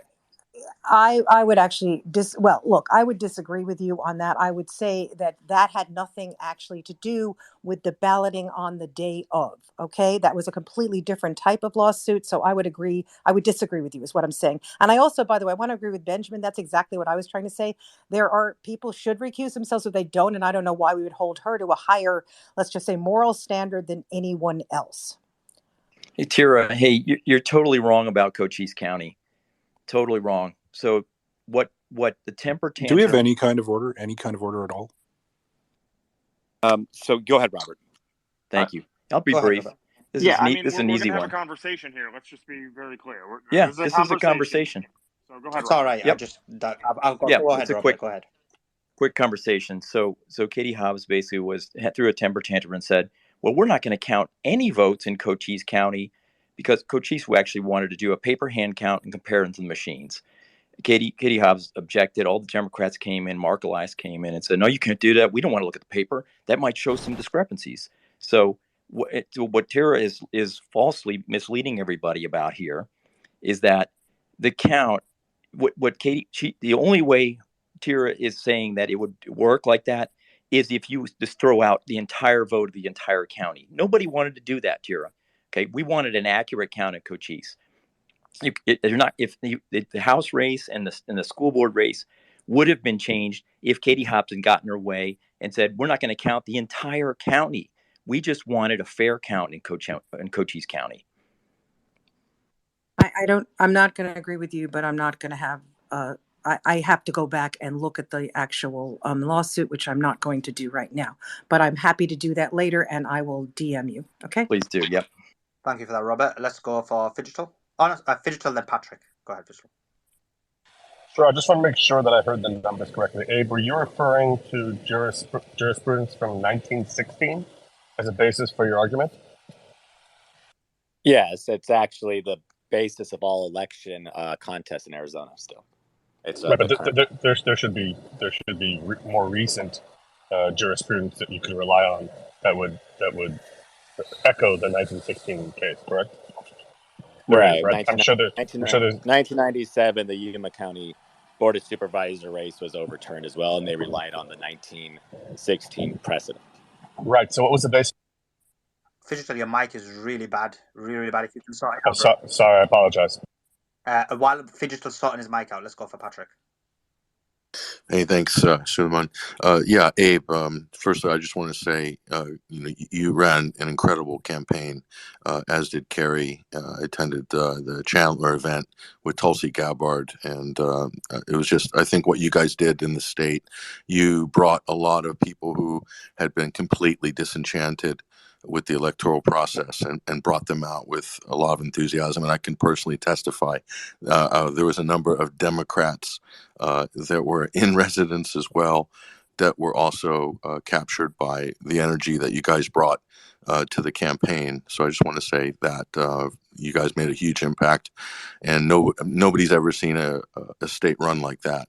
So you can imagine how shocked a lot of voters were when when the result came in, and we started seeing the reports, especially in Maricopa County on the day, is really unbelievable. You probably heard all this before, Abe, but most people do not even know or trust that their vote was even counted or counted correctly. That's the level of trust in the system, and this is a very dangerous thing. So this isn't just any, in my opinion, this is not just any judicial decision. We're talking about elections here. This is the basis of everything in the United States, or in the state of Arizona specifically. But my question, Abe, is this: as a voter, I'm also looking at Kari's case, looking at your case. Clearly, there's some fundamental problems here that have gone unaddressed, and I'm looking down ballot, and I'm looking at, for instance, Blake Masters, 120,000, 125,000 vote difference. I'm looking at all the state rep and the state Senate seats, because in terms of election reform going forward, or national elections, these are absolutely critical. So I'm looking at my whole ballot, as well as your case and Kari's case. So my question is, if specifically for Kari's case, I would have asked her this question if I was able to, but if there was a decision for either of you or one of you, would that de facto be cause to recalculate the other down ballot races? Because I think Secretary of State is another example. The actual machinery of the elections is really controlled by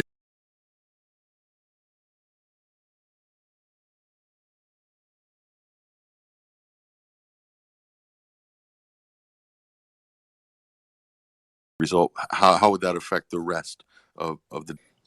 Thanks for the question, Patrick. I don't think it's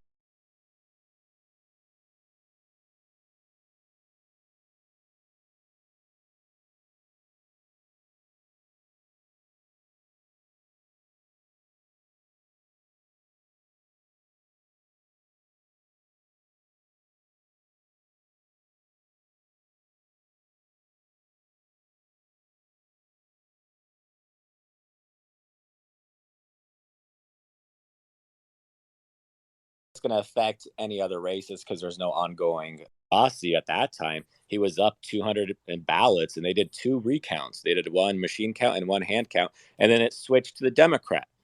So the Democrats, what I respect the hell out of them in many ways, because they're a winner at they win at all costs. They don't care if they take down the judicial system with it. They don't care if they take down the election confidence with it, and that's why you see Mark Elias. It's really odd in our case. Mark Elias, a Democrat, a powerhouse attorney, he's in Arizona federal court in the Ninth Circuit right now, arguing one of the key issues in our case, which is that people's registrations were being erroneously canceled when they have multiple residences within Arizona. So if you've noticed, he's awfully quiet with our race, because all my election lawsuit is saying is that we need to count every legal vote. And it's going to be interesting once we do, because I do believe it's going to result in an overturning of our election. Thank you very much, Abe. Could I just respond to something that Robert said? Robert, I just went and looked. Apparently, I'm sure this is a very minor point for most people, but I did look. Cochise County requested the right to hand count all ballots. Apparently, Judge McGinley at the local level, Pima County, said that was not, the statute did not allow that. That was ultimately when they went to the state Supreme Court and asked them to transfer it. That was denied. So basically, they were not allowed to do that because it was not legal to do that. And then, as I said, what happened with Katie Hobbs happened. She actually sued the county and said, you must certify. So I think what you said was not, let's just say it didn't have all the facts. Thank you. That's a pretty big distinction.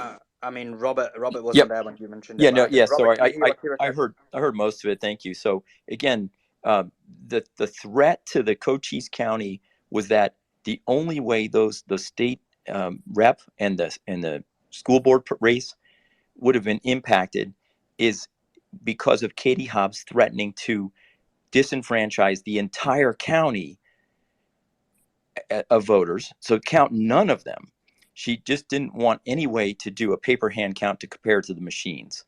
And that was so what she did was she sort of just knocked the pieces off the board game and said, well, we're not, if you're not going to, if you do a paper hand count, then we're not going to count anybody in the county, which is The paper hand count was rejected by a no, but judge, now, not by her. no, that's not exactly true.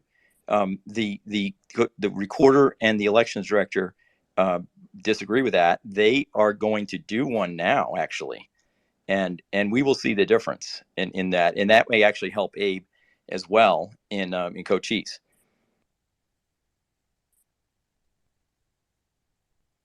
So, Fidgetal, have you managed to get your mic sorted? I don't know, how does it sound? Oh, much better, much better. Good. I wanted to actually clarify the reliance that Abe was having on the 1990 jurisprudence based on the 1916 case, because I'm fairly sure that it's factually and logistically completely different from my brief research. There was a Yuma one that was 1996, and then there was another statewide race that was 1973. Yes, but why was the 1996 one overturned?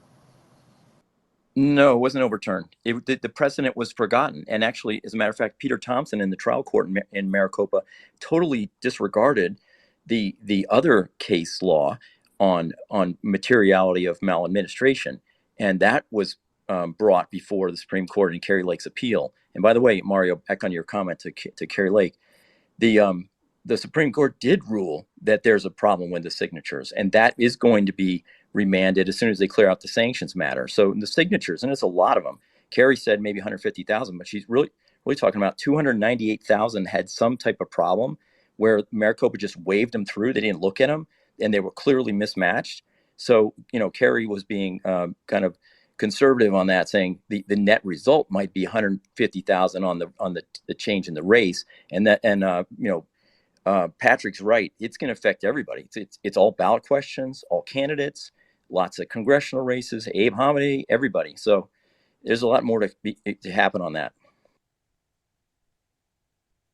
I'll just reiterate on that. Are you saying that the Supreme Court of Arizona confirmed that there was an issue with the signatures? Yes. Because no, that's a lie. No, they said that that's not what they said. No, yeah, I think we had this. Okay, we need to refine this. They said the trial court needed to look at it again. They were wrong to dismiss it. But that doesn't necessarily suggest that they found that there was an issue, right? Correct. They just said this, correct. Right. They said you had to look at the procedures again, basically, not so necessarily that's that not, the signatures were correct. false. But you know what was the interesting thing? That they were looking at this through a lens of materiality. Like they were looking at, well, is this a number large enough? And they shouldn't have been, but they were looking at, is this a number large enough to change the race? And they thought, well, 298,000, that could be big. Maybe you ought to look at it. And they pushed it down. So it will. And Thompson is going to come up with something in the next couple of weeks when the sanctions thing is cleared up. Yeah, but there is a big difference between them saying that, look, you know, there may be some procedural issues, and them finding actual problems, right? That was my point, right? The point was it's being inferred that there was a adjudication as to the merits of the materiality of the signatures, and there was not. There is now the adjudicating of the materiality and the factuality of the signatures, and they could just as easily rule on materiality, which is what I tried to bet Doc about, that I believe that would come down not in her favor. I remember that. Please don't misinterpret. There was $100 bet or whatever. The 10,000. 10,000. No, but I mean, okay, procedure. What's a procedure? Is it disenfranchising 298,000 people by putting fake votes in there? I would say that's more than a procedural problem. No. You just misquoted it again. There is no evidence or any adjudication as to impropriety with regards to signatures, 1 or 300,000. Then why? The only thing the court decided why was that they're going to determine it now. Digital. Then why wasn't it dismissed in the Supreme Court? Why was it sent back down to the trial court Because there was not a because factual analysis, and they said it wasn't because they sufficient. had Right. looked at So it there's from the work to be standpoint done. of prior to the election, There's Doc, work to be as a done. general matter, they hadn't looked They at it don't in waste their context of the time election. counting 250,000 votes if there's not the possibility of Dude, they overturning kicked it. the They election. kicked it down. No, Mhm. no, that is a falsity to the audience. They No, it's kicked it not. down. They kicked it down because they said that the trial court misapplied, in terms of statute of limitations, the applicability of the claim from It had the. nothing to do with statute of It had limitations. What are you talking complete. about? It had to do with the So, timing of It had to whether do with the the all law fact right, that was. Oh my guys, God. it had to. guys, Excuse me. Just guys, let me calmly stop. say this, okay? It Okay. had to do with the fact that the signature verification standards in the equipment were raised to over 11%, as opposed Lies. to 2. Okay. That is not That's correct. not true. That That's is not that You correct is at guys not are all. talking correct. past each other. Guys, You guys guys, create your own universe here, so Doc, I'm gonna Doc, just back Doc, off. Doc, No, Doc, Doc. trash, That's all right. That's all trash, right. I don't need to. Wait, trash. But this is wait. incorrect, trash. Right? The I court, know. they're not I know. making any judgment on the validity Guys, or the. Go ahead, trash. I know. Like, guys, like you guys are arguing past each other. It's two separate conversations. Doc, I believe that you're actually litigating what happened here recently versus what this case that they're actually referring to. So, okay. Well, keep I'm There not is referring press. to any old case. I'm referring to the case that's There it now is. been sent down to the trial Yes, court Doc. from the But Supreme Court. That's the only thing Doc, that's relevant here. yes, Doc, but they're actually talking about the old case. That's why I said you guys are talking past each other because you're talking about two separate well, cases. keep All right, That's keep what in I'm sorry. saying. mind though Pay that when much attention. the, Sorry. the appeal to the Supreme Court added relevant new information, and that was what was presented to the Arizona Senate, and that had many more specifics on the exact problems with these signatures. So that is new information that informed the Supreme Court's decision to, you can call it what you want, proceed to go back and look at the procedures of it, but they're going to look at signatures. You can at least agree on that. They're going to decide what to do about the signature claims, right? Yeah, right. I mean, I don't. I mean, from So what I understand, they are talking about the same case. It's just what Fidgetal is saying is that the Supreme Court didn't judge the merits of the case. Now, when it goes back to the lower court, Exactly. it is going to be judged on Exactly. the merits. No, they didn't make a final decision, but they will after the trial court re-examines the signature verification process. Yeah, that's right. That's right. So it's that simple. I mean, And that's what they you said. guys are trying That's to what Fidgetal said. distract from the That's what facts Fidgetal and here Ben by said, though. taking a political position. It's No, frustrating, but actually. Well, Doc, at the same time, that's what Fidgetal sorry. and Ben Yeah. said. I don't get what bit you're disagreeing with them on.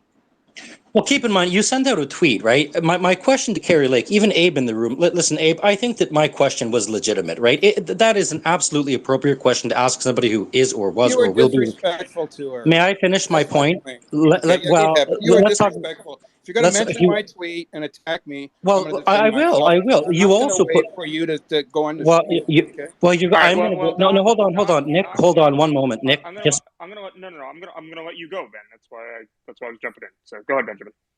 Yeah, if you want to talk about disrespect, my first encounter with you, in which you didn't like what I said because you gave absolutely incorrect legal advice, you put out a tweet claiming that I was a 76-year-old disbarred lawyer who happened to share the same his last Liar. name. I never said you were 76. I never said you were disbarred. Produce the Yes, you tweet. did. Produce the You tweet. did. Produce the tweet. Did you or did you not Liar. put out it? all Did right, you? so I guys, didn't Hold have on. a. No, Okay, no. guys, listen. This is not relevant to the conversation. You guys can have your little disagreement about law licenses off privately or wherever it may be. I mean, let me ask Abe a question before I move on to somebody else. Abe, first of all, I appreciate you being on here and answering the questions. You have received a lot of tough questions. What are we going to see next in terms of your legal case from a timeline perspective? Well, I just get a kick out of listening to all these attorneys just bickering, and it's reminiscent to the primary where often I was the youngest person on stage, but I often felt as if I was the most mature. You know, this is going to take a few months to decide and litigate all of these issues. So, back in 1916, with the governor's race in that case, that took all the way up until December of 1917 to resolve all those issues. And by the way, back then, the governor only served 2-year terms. So it was actually halfway through the illegitimate governor's term where it was overturned. In 1997, with the Yuma County supervisor race, that also took, I believe, until November. I am hoping that ours is a little bit more expedited. We're still at the trial court level where we're just waiting for, we have oral arguments on May 16. to decide whether we are entitled to a new trial. I believe if the judge rules in our favor, I believe that the Chris Mays is going to appeal that to the Supreme Court to try to prevent us from getting a new trial. Because if you read all of her briefings and pleadings, they're not even claiming that they have more votes than us, by the way. They're claiming is that she's already in office. So I think they're going to probably oppose it. And, same way if the judge rules against us, we would also appeal that to the Supreme Court as well. So this is going to take, a few months. I'm hoping it gets resolved sometime in the fall. So in terms of your case, Abe, and you mentioned that one of the issues is that they're deciding is the 8,000 ballots that haven't been counted. What other aspects are there to your case? Well, it's to go back. We're still at the trial court level, so we're litigating illegal ballots, legal ballots, procedures that occurred on election day. So I don't want to get too technical with all of your listeners, but I mean there were also 269 voters who showed up on election day, checked in with the system, and that check-in registers as a vote. But they also dropped off their mail-in votes, and having spoken to many of these people, they never actually voted in person. They just dropped off their mail-in ballot, but they accidentally checked in. So, they're with 280 votes. I mean, it's a 0.01% difference. So for our case, it's going to be, we're not alleging fraud. We don't need to allege fraud. We're alleging that there were votes that were erroneously rejected, and that we're trying to get them to count again. And I believe that there's going to be a significant number of them, probably over 1,000, just based off our research, because these provisional voters typically are people who are not registered to vote, or they came and they registered after the deadline. What we're discovering with our analysis of the provisional ballots is these 8,500, many of them, hundreds of them, have voted in either the 2022 primary in August, they voted in the 2020 election, they voted in the 2018 election.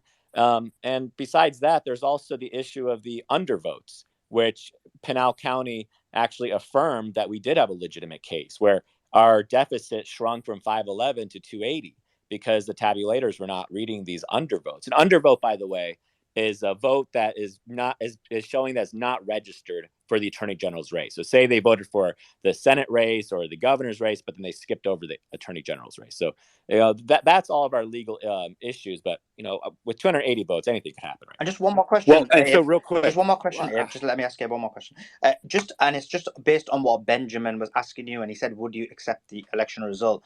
Now, I understand that you would accept the election result to keep maybe peace in society or whatever it may be, but would you still, or for example, from my perspective, I do not believe, I think it's very difficult for a judge to have the chutzpah to basically rule and say that there was an issue with the election, and you have to be very anti-establishment to do it, and you have to be willing to risk your future career prospects. So my question to you is, even if you said that you would accept it, would you still believe that there were still issues with the election? Well, of course. I mean, November 8th, you couldn't. I mean, everybody witnessed what happened on election day with if the printer issues if there were no printer issues, we would have won. But we would not even be in this position. But we're suggesting that with these 8,500 uncounted provisional ballots within that group, we do have more votes than Chris Mays. So I will accept the finality of the legal process, of course, but I mean, why don't we just count all those ballots then? Because I guarantee you we will win by 2,000 or 3,000 votes, and they know it. And this is why my case presents such a conundrum for the Democrats, because they're the ones usually screaming and shouting, "Count every vote." In this case, if you notice that's not the tune that they want, because they got the results that they wanted, and now they're just going to try to unpretzel themselves to make their legal arguments. But I don't think they're going to hide from it. I mean, you're right about one judge. That's where it's easier when an institution, right? The Supreme Court adds the legitimacy for it. So once, whether the trial court agrees with us, it's going to be appealed to the Supreme Court as well. So the Arizona Supreme Court is going to be the final arbiters of this election. And, luckily it's going to be 7 justices. So, there is more, it adds credibility and authority when it comes from that institution. Well, Abe, I wanted to actually color in the lines a little bit about what you're talking about with provisional ballots. So I'm actually here in Maricopa County, and what provisional ballots meant was that, as an example, Jen, who's sitting right next to me, went in to vote over here in North Phoenix, and she put the vote through the tabulator, couldn't read it. They flipped it over, put it through, couldn't read it, flipped it back over, couldn't read it, flipped it back over, couldn't read it, and then they said, "Oh, by the way, uh, so we're going to actually drop this here in bin 3." Those were what provisional ballots were. So it wasn't just that it was provisional ballots on a standard definition. These were ballots that all of a sudden could not work in any tabulator machine, whether it's the margins on the 2019 20-inch to 19-inch conversation, whether it was actually being read at all, but this was election day. And so these provisional ballots, specifically within Maricopa County, to Abe's point, these were actually counted within this bin 3. And that is actually the question, because there was more people that I observed myself. I voted on election day. Jen right here voted on election day. We voted on election day. And we saw a lot of people saying having to go back in line. It took 30 minutes, run it through, had to do all of these things. And then all of a sudden, they had to be put in bin 3. So these were the provisional ballots. And sorry, I just switched. Yeah. That's factually incorrect. Those are not provisional ballots. Trash. I mean, I know the voting day experience that everybody witnessed is unacceptable. But the box 3 ballots, a provisional ballot in terms of what the law is in Arizona, it's when there's an issue with either your registration or there's some eligibility issue. So you fill out your ballot, you put it in an envelope, and you have to sign it with an affidavit. You put your party registration on it, you put your contact information on it. So these ballots that we're referring to, these 8,500 ballots, are all in sealed envelopes waiting to be counted. So that's what the provisional ballots that we're arguing.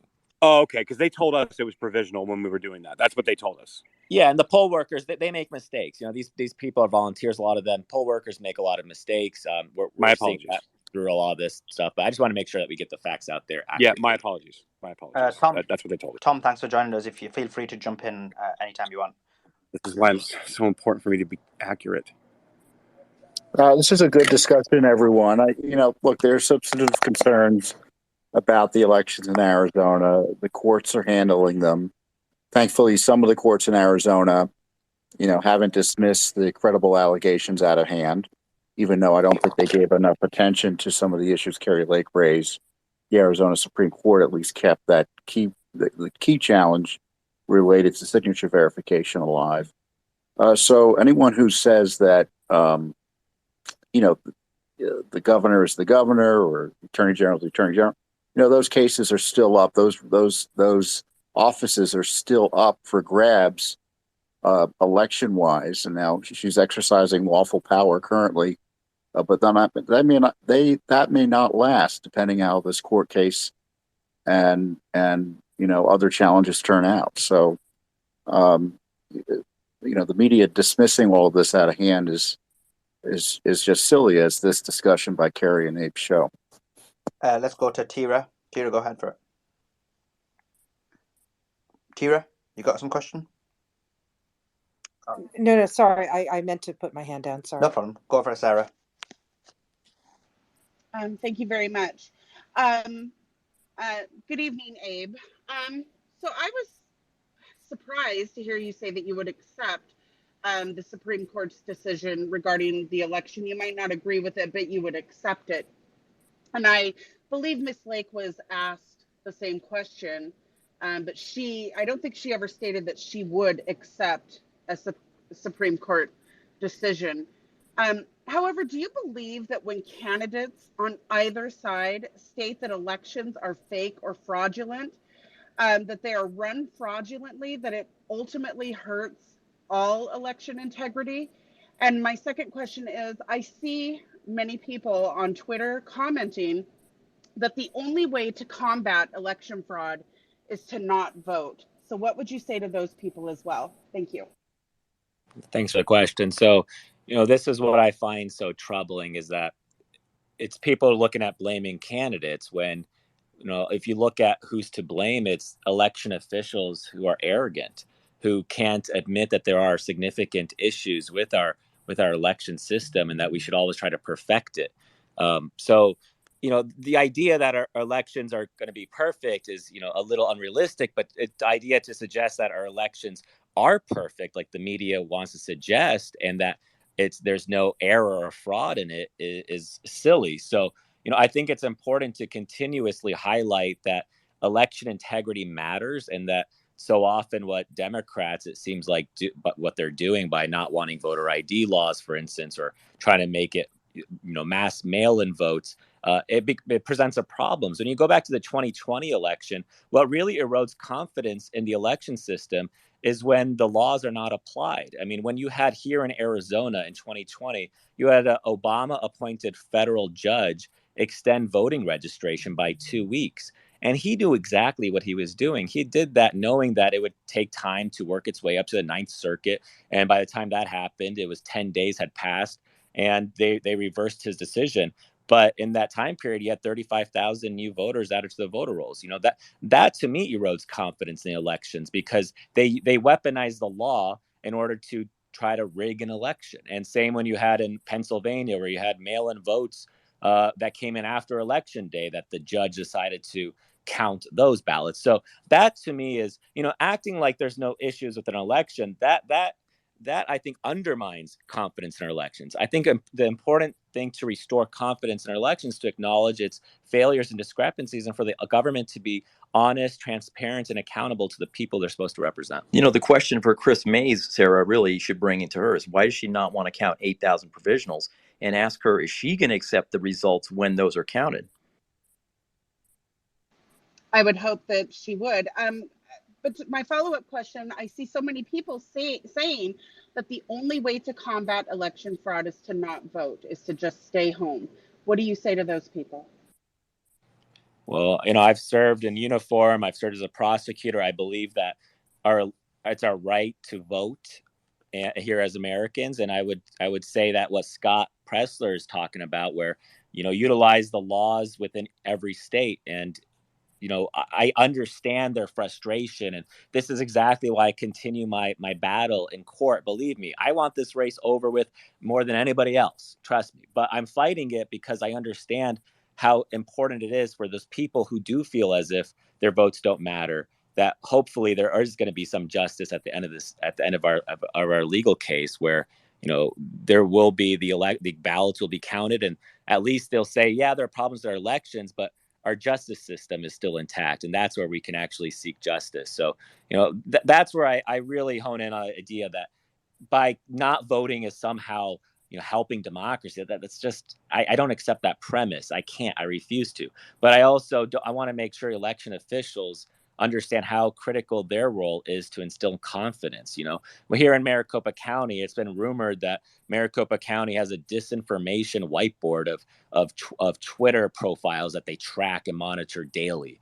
I mean, if you think about it, why is the government at war with its own citizens? I mean, they should be the ones who are trying to make sure we have a well-run elections day operations, as well as mail-in voting. So, that's why I'm fighting this, because I don't care. In Arizona, under current law, you can either vote by mail 27 days prior to election, you can vote by early in person, or you can vote day of in person. And I want all three of those ways to vote to be run competently, and that's all I'm asking for. And by the way, the question for the Democrats, really, they're actually messing with the democratic process here. They're canceling debates. They're campaigning from basements, and they canceled the Iowa caucuses for the Democrats. And by the way, it's significant because that process is, is totally different from machine big Maricopa type elections. They sit down in Iowa caucus, small groups. They talk about the candidates, and they vote in person. And the Democrats want to shut that down. They canceled the Iowa caucuses. Ask them Yeah, why. but at the same token, aren't the Republicans? Isn't Donald Trump basically saying that there's no need for him to debate? He should just be handed the nomination. No, he didn't say that. He'll debate anybody.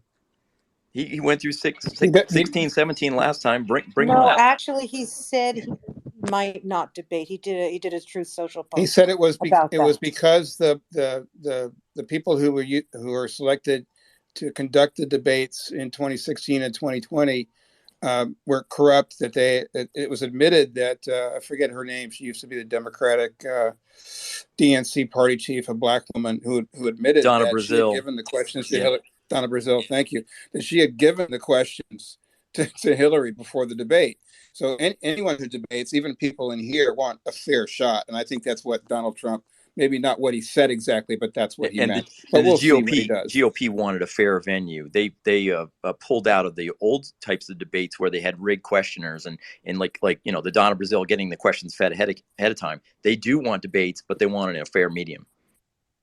So I got to head out, but I just want to talk on this before I head out. I think look at what the media's done. They just threw a squirrel out for all of us, and we're just talking about Donald Trump and the debate. But the current Republican National Committee has a debate schedule. There are debates scheduled. The Democrats do not. So that is an attack on democracy. Thank you so much, everybody. I appreciate it, and keep holding the line and keep the faith. Thanks. Hey, Thank real you so quick much for before you coming go, in. Much appreciated. Can you and Kari Lake please post your filings, your court filings, somewhere on Twitter so attorneys like us can argue about the actual effect? It's difficult to track the progress of both your cases through the courts. Thanks. Absolutely. And for anybody listening, you can go to countthevotesaz.com, countthevotesaz.com, and we have our legal filings and articles about it so you can learn about our case. Thanks so much, everyone. Appreciate your time. Much appreciated, and thanks for answering all the difficult questions. So let's go to so Doc, you've got a website there. You can get the filings. Yeah, I've got it. I wrote it down. Thanks for allowing me to ask Just a that question. quick, who said that they don't want to have Iowa? I Who was that who said that? Okay, so Robert, they're not canceling Iowa. They're basically not making it exactly. first, right? I knew you'd say that. They want to. They are allowed. They want to push they it to the are back of the allowed line, to which do is that. essentially canceling it. Right. No. Because They're allowed to change which states vote first. Right. That is. I mean, what are you talking about? By the way, I should point out that it's based on the fact there are too many white people in Iowa and New Hampshire, I understand, and they Tom, want to I give should point blacks a out, stronger view. Tom, in my view, caucuses are much less democratic than votes because what you have are people there who can afford to stay all day. They don't have home responsibilities. They might not be disabled, etc. There are lots of information, or they might not have, 2 jobs, etc. So they can afford to stay all day and sit there and wait 10 hours, etc. So in point of fact, my argument on caucuses has always been that I'm not convinced that they are the most democratic way to proceed. It's fine if people want to do it, but I actually think it's a good thing if we don't have a caucus first. They're not 10 hours. Yeah, that's a fair point. I mean, parties can designate processes typically, I guess, as long as it's not contrary to state law, to how to pick a candidate. So parties are trying to figure out the best way to pick a candidate. And conventions and caucuses are a way for parties to allow the activists in the parties to have a better control as to the candidate. And the thinking is that better candidates who are organized will do better in caucuses and conventions and such. And democracy isn't the guidepost for deciding on primaries. It's what process do we use to ensure the party candidate that rises from the process is best able to win in the general election. And isn't it interesting, the Iowa caucuses and the 2020 elections with the Democrats' Wonder digital app, they couldn't manage to count the votes properly, and I think they called it for Pete Buttigieg. And then, so you've got your Reid Hoffmans and the billionaire donor class behind there tinkering with one of the greatest traditions in American democracy, which is the Iowa caucuses. Well, and the reason they're doing it, they've been quite blunt about it. If you look at the reporting and the statements on it when they were making the moves, was there too many white people in caucuses and too many white people in New Hampshire, and they didn't want too many white people having influence in those key contests. So it's based on demographics. Not enough black people, too many white people. So those states are being punished because they've got too many white people voting in those caucuses and primaries. And they accelerated South Carolina and Nevada to jump ahead of them by the Democrats. And by the way, so our election integrity affects everybody. It's all parties. Bernie bros would agree. Even RFK Jr. fans are going to agree that they want fair election, even in the primary process. So, Tom, a question on that. So you're talking about the Democratic primary. So why is it beneficial to not have white people vote first? And how does that benefit? I'm assuming you mean it benefits Biden more than it does RFK, as an example. Oh, I mean, look, I'm just describing what the basis for their change is. But what's the logical reasoning for it? So, like, what's the end product of doing that? Oh, well, I mean, Biden didn't do. I don't have the Democratic primary results from 2020 in front of me, but my perception is Biden didn't do as well as he wanted in Iowa, New Hampshire, too. And South Carolina was his beachhead because of James Clyburn, who's a powerful Democratic leader, Black American congressman down there. So South Carolina, was Biden country, and that's another reason for it as well. For moving South Carolina up and front. Then New Hampshire would be a stronghold for our RFK Jr. So they're trying to de-amplify that. Well, now that's going to be the case no matter what happens. So, what happens is, New Hampshire by law has to be first in the nation. So New Hampshire is going to be first. And the question is whether their delegates that they pick will be punished in the sense or excluded from the convention. And so some folks like Williamson and RFK Jr. aren't going to skip New Hampshire because the Democratic Party is punishing the state by excluding its delegates. In fact, it's an incentive to go in there and make the case that they're rigging the system. Well, it's going to be quite a everyone talks about the Republican primary. Democratic primary is turning out to be a little bit more interesting than people assumed at least a month or two ago. So, Tom, I think so. In what you're saying, though, it sounds more like less of a race issue, although I could see how the demographic of race is in those states, but essentially it's more about making Biden the winner, and so hence why they're making these maneuvers.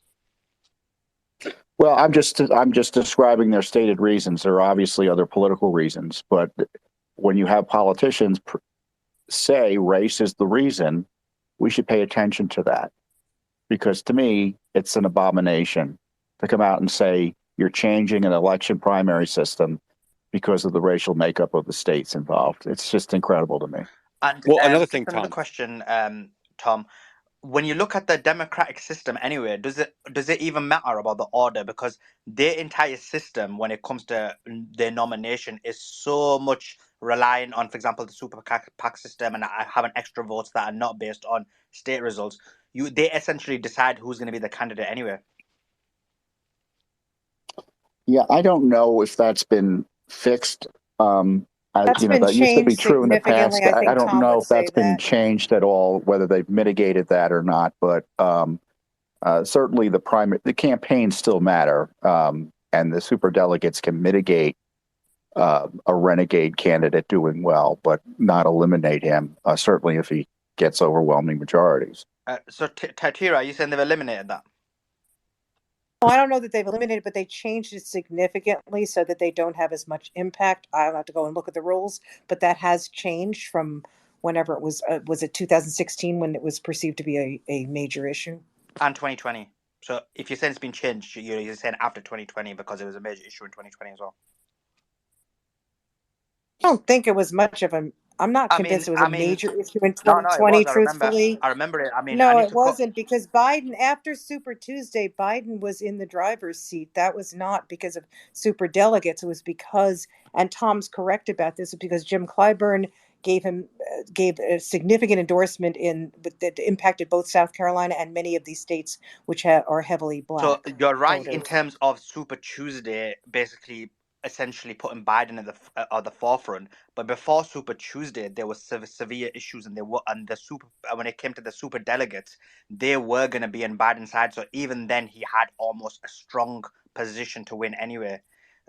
So it didn't have a result anyway because obviously they basically manipulated it. I don't know. You may be right. I'm not quite sure. I think she's right that it was mitigated a bit. It was a big deal in 2016, and if there's anyone who can be complaining about the way primaries are run and the unfairness of them and the rigging of them, it's Bernie Sanders. And the fact that he didn't, to me, is a real indictment of his whole agenda in politics.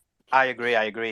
They basically screwed him over in All right. So 2016 and what, 2020. Suleiman? They screwed him over in What they 2016 did? and 2020, and then essentially Yeah, sold what they out. did, Suleiman, was they basically said that superdelegates could not vote on the first ballot, etc. So they did make significant changes in 2020. Why have super delegates at all? Tira? You're asking me? I have no clue. I mean, I think all of these things are so opaque. It's the elitist privilege that's embedded no, into Doc, the their own Republicans party process. Oh my gosh. He's right. He's Doc, right, They're though, Tira. I know elitist. you're a Democrat, Elitist. and you have to back your people up. But he's right. Doc's right. I'm saying that a lot of these processes are sort of arcane. There were some rules put into place that helped Trump on the Republican side. These are recent changes to the rules. Hillary made them before the election. It's not 2016 arcane. you're talking about, right? Yeah. You remember not 2020. 2020, the rules were changed again to try and reduce the impact of superdelegates. And I do not think they had any impact on the Biden win, to be honest. Because there was no one really running against him at that point. He had been anointed by whoever he had put Kamala him into power. Harris, he had Pete Buttigieg, he had a number of people, and in fact, some of those people had won in some of the early states. Well, certainly Buttigieg had. Kamala Harris didn't even show up. You're talking about Bernie Sanders. I think that's probably what you meant, right? Yeah, that's what she meant. Oh, sorry. Yes, sorry. One of the things that's happening in New Hampshire is the push for libertarians. And so there's actually a bigger demographic that's going on in New Hampshire. And I think that that's actually changed quite a bit of what's going on in New Hampshire. They mentioned, just like Tom was talking about, what was going on in Iowa. But specifically, there are demographic changes in some of these key caucus states. And I think that that's why they're changing the order. I mean, I understand that Tom made the argument, and I agree because they came out and said it. But there is also other strategy behind this, and I think that they're actually concerned that the pool is going to get kind of diluted, I guess, for support behind other people. I could be wrong, Tom, but that's what I see happening. Well, there's all sorts of legitimate reasons for switching around. To me, it's a party decision.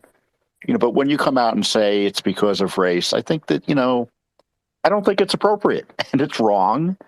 And it suggests that some states are more equal than others simply because of their racial makeup, and somehow one state is more credible in the process to pick a president because they have more minorities than another state. It's just that's un-American. And you can say this state tends to be more. We don't like caucuses. We don't like New Hampshire. It's too conservative. I mean, there are other ways to talk about these issues without flagrantly and brazenly embracing this racial division. So for me, logically, it doesn't make sense. And that's why I asked those questions to you. For me, it makes more sense that they're doing it to make Biden the winner. And hence, when they're making these statements, I believe it's to cause division rather than anything else. I think Biden he has a lot of support in the Black community. He sees that as the 2020 election showed that. So there's nothing inconsistent with raising the race issue and also seeing it as a way to help Biden politically. I mean, there's nothing at odds in raising both issues at the same time. Yeah, is it necessarily unfair to other candidates? Tom, he did say it. He said you ain't black if you don't vote for a Democrat. So essentially, he believes what you're saying. Go ahead, Doc. I was just going to ask Tom to try and be a devil's advocate for the liberal side. Is it somehow disadvantageous to other candidates running against Biden that the start is going to be in North Carolina versus Iowa? I mean, is it really going to hamstring Bobby Kennedy, do you think? It's going to minimize any success he has there because the punishment, whatever he does in New Hampshire ain't going to count in the delegate count. My understanding is, right? Please correct me if I'm wrong, because this is all in flux, right? Yeah, because it's in flux. Yeah. My understanding is that right now what's happened is the Democratic Party has said that nobody who either wins the nomination or is allowed to compete for the nomination can go against their schedule. So if, for example, Bobby Kennedy and Marianne Williamson do that particular, the New Hampshire primary, their votes will either not count or they will, I don't really know. I don't think they've made it clear, but they're going to try and do something to say you can't, New Hampshire, you cannot violate the party rules on this. I think, my guess is, and, those who are Democrats on the panel, I'd be interested in your view, is I'm surprised, and it's not crocodile tears or whatever the proper metaphor would be, about the seeming strength of RFK Jr. in the primary polls right now. 19%, hovering around that number. Am I one? Does he have a path forward, or probably more importantly, are others going to look at that number and say, I want in too?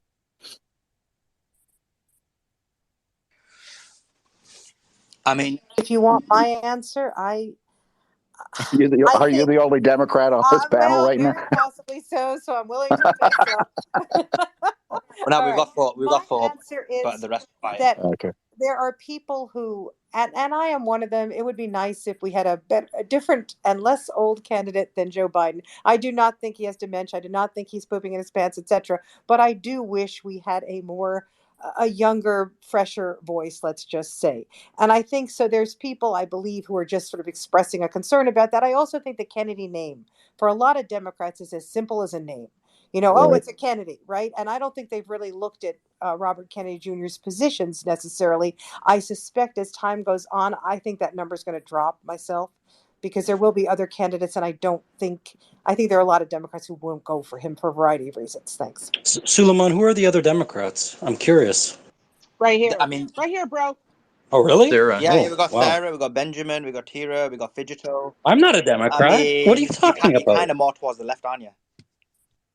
Not at all. Some of you are Democrats, even if you don't know it, you're Democrats. Can I give you the dates? Benjamin, Benjamin, you ain't black if you don't vote for them. So we're Go ahead, Robert. No. I'm a far right Republican. I'm just a pragmatic one. So we're 8 months away from the primaries, and right now this is the proposal that the DNC approved 2 months ago. It might still be in flux, but right now it's at South Carolina on Feb 3, and Nevada and New Hampshire on the same day, Feb 6, Georgia Feb 13, and then Michigan Feb 27. Then there's a ton of them in March. So that's what's proposed right now. And the Democrats, and New Hampshire's not going to allow that. Right. I mean, I don't think they, absent a change in New Hampshire law, they have to move the date prior to that South Carolina date. Now, is there a way of skinning the cat and having another primary on election on that February 6th day? I don't know. There's also a proposal by New York to go to Feb 6.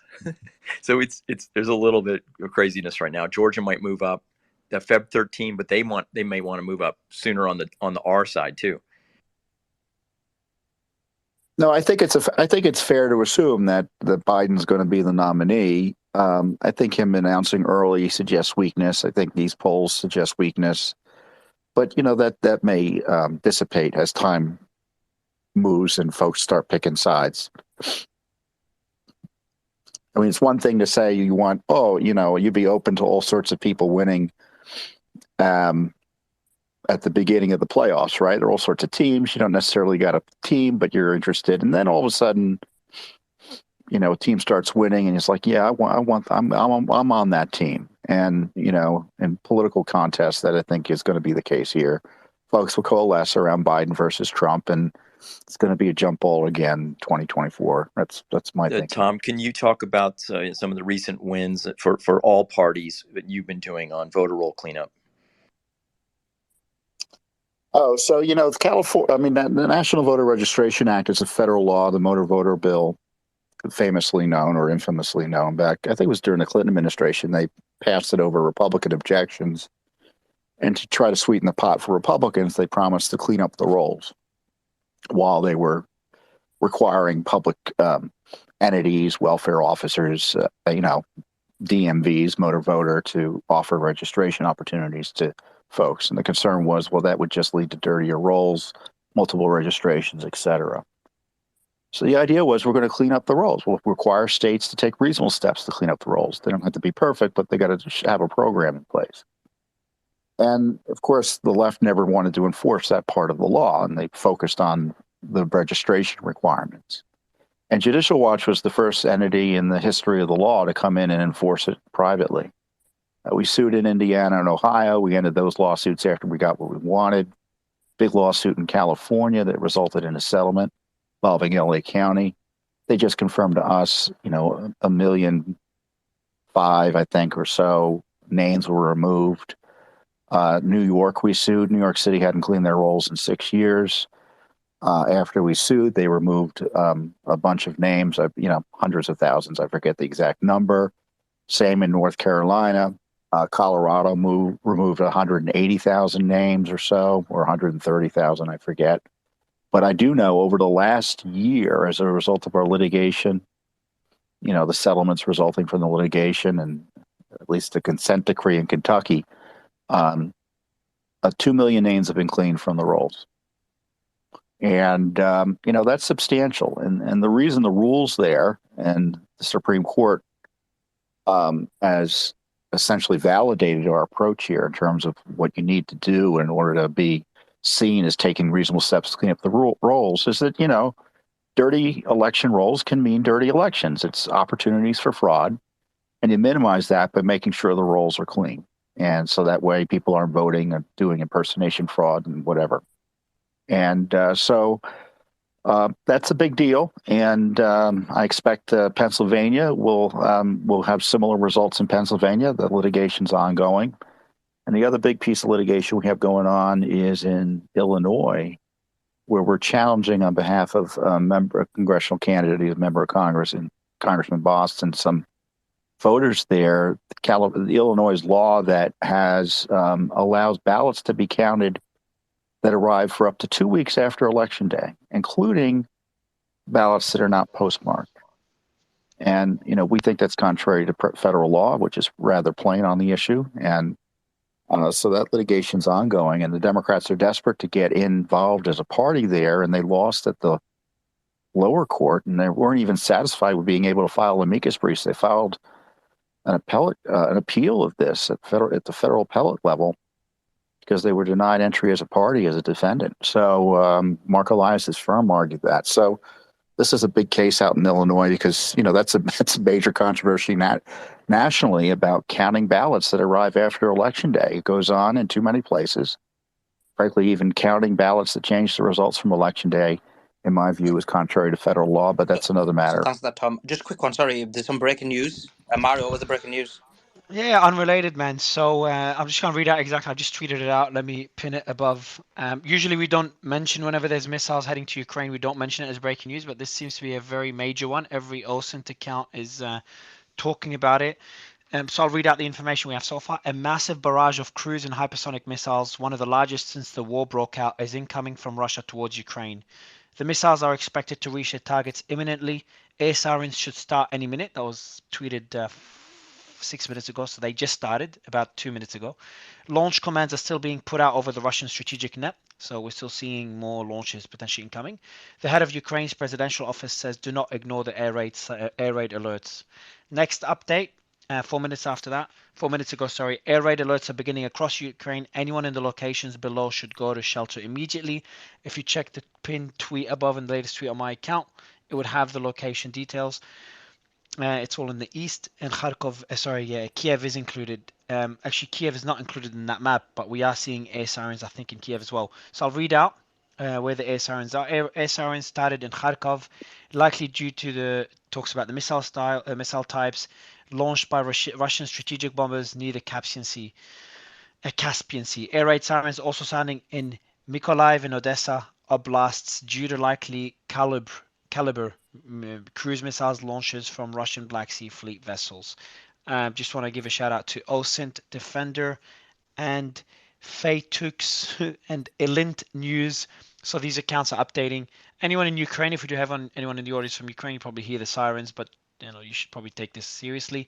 And again, we're mentioning those because they are one of the largest missile launches since the war broke out. Also, breaking news is that Tom Fitton is on stage. It's been a while, Tom. Good to have you back. Good to be with you. I didn't see any speakers in here that would give me. It's all good, man. It's all good. It's a Give pleasure me to an have you. aneurysm. So No, today's panel seems pretty Challenge calm. accepted, sir. May I ask Tom an well, don't worry. unrelated? I can give myself an aneurysm after talking for 5 minutes, but that's fine. That's a different matter. Go ahead, Ben. It's an unrelated topic, but you are the person to ask. So I recently have gone into some spaces which are hosted by relatives of people, who are in litigation regarding January the 6th. Now, a couple of them made very extraordinary claims, and you would be the person to either confirm or deny them. So the claim is that there are several people being held in relation to January 6th without charge. Can you speak to that? I mean, just for me, that seems like a bridge too far for me to cross. Are you aware of any situation like that, or is that just a conspiracy theory which you can debunk? Thank you, Tom. By the way, and Tom, as you answer this one, we are going to be wrapping up the space after this one. So Tom, the mic is yours. Well, I don't know that. I can't. There may be a technical reason for that, where they were arrested initially on charges, and there's been a superseding indictment that's been provided or will be provided. I don't know. I don't know why that would be the case. And and Mario, I don't know if you've touched on this other big issue. I don't know if you all saw the big Wall Street Journal story today exposing visitors allegedly to. I tweeted about it, yeah. To Epstein, including the current CIA director, had 3 meetings with him. A major banker from the Rothschild Bank had a dozen plus meetings, I guess. It looks like a significant relationship with him. And the bank had been questioned about it, and they had previously, according to the story, lied. And also, Obama's top White House lawyer, after she left, also had a strong relationship with him. Dozens of, at least a dozen meetings or so, at least according to his calendars. So now we have the CIA director, who's going to be ought to be under the gun. Obama's top lawyer, former top lawyer, I think she's at Goldman Sachs now, who's ought to be under the gun, and the significant banking concern, the Rothschild Bank in Europe. I think it's in, is it in Sweden or I forget which or Switzerland? It doesn't matter. But the point is, they've been caught lying, and helps explain why Epstein's circle of friends hasn't been investigated the way some wanted it to happen. Wanted it to have been investigated because, these some of the folks who've been caught up in his orbit. And some of these meetings, are kind of sus. So, based on the descriptions in the Wall Street Journal, pretty incredible stuff. I have a few tweets on it too. Hey, before we move on, I would love to just add something quickly that I think is of such importance to the topic, and thanks for the great space, but it's with regard to the HAVA Act. I just recently had, the RNC, Tyler Boyer from the RNC, give an update live from the RNC meeting, and he felt that the Help America Vote Act was being almost completely disregarded, and that was, that act is from 2002, after Bush versus Gore, that was put in. But there are some really baseline requirements, minimum requirements. Now, states get money to comply with HAVA. And so one of the minimum requirements is that a person that votes by mail must submit with the ballot a copy of a current and valid photo ID, or if they don't have that, a bank statement or a utility bill. And so this is something that we really need to think about, especially if we aren't going to anytime soon get back to, in-person precinct, same-day voting, paper ballots. It's something that we really need to talk about. In some states, it even makes machine tabulation illegal if you don't follow HAVA minimum requirements. And I just wondered, Tom, if you and Robert, if you guys have anything to say about HAVA. I mean, that's news to me that HAVA requires. I mean, there may be some requirements related to the first time registration that require voter ID. I don't think that's necessarily true for voting by mail. In Arizona, it's ARS section. It's ARS 16-442B, section 3032. Okay, but that's a state law you're referencing. Yeah, but I think Arkansas has a similar. There's several states. Okay, but those are state laws. You're suggesting federal law requires that voter ID be I company apologize. ballots, Take and out the that's word not federal. true. Sorry. I mean the HAVA Act is saying Yeah, in these states. Yeah. HAVA is a federal law, and I don't understand it to require that, but I'm always happy to be educated on it. Right, guys, thank you so much for the space. It was brilliant having Kari Lake on. We asked a number of questions. Some of them were tough and they were balanced. We asked a number of questions. Thanks for having Kari Lake. We asked a number of questions. No shit, bro. No, Where we we do asked a interviews number of here. no, I said What a good. no. We asked a We asked some variety good of questions questions. because you know what it is when you interview, you don't want to do some crap like the BBC guy or Piers Morgan did, but at the same time, you don't want to Man, softball it up. I'm gonna give you so much shit after the space. You were so man. What? You did shitter than other, and usually you're good, by the way. And this one, I mean it. This one was well below par based on what you usually achieve, and You guys definitely did below great. par when you compare to your competitors. No, man. It was average. I'd say this average. Usually we do You were much better. fine, Slay, man. Be nice, Mario. No, you know what it is. No, Mario. he's usually. No, Hold on, let me give you a compliment first. Let me give you a compliment. I'll be honest here. No, Doc, there's a reason he's always co-hosting with me. So he's usually really good. But like he always, guys, you don't understand. Behind the scenes, he believes he is God in his skills. I swear he's got such a high ego. It pisses me off. It's like, man, it's starting to get to my nerves. If you guys hear our private calls, his ego, he needs to get it checked. You need therapy, man. Your ego's insane. So I really wanted to bring you back because you shout on everyone else that interviewed her before us. I just want to say I don't think we outdid them. No, we Usually did, we we do, did. but not this time. So let me explain why. So, like for example, Okay, Piers please do. Morgan and who was the other one?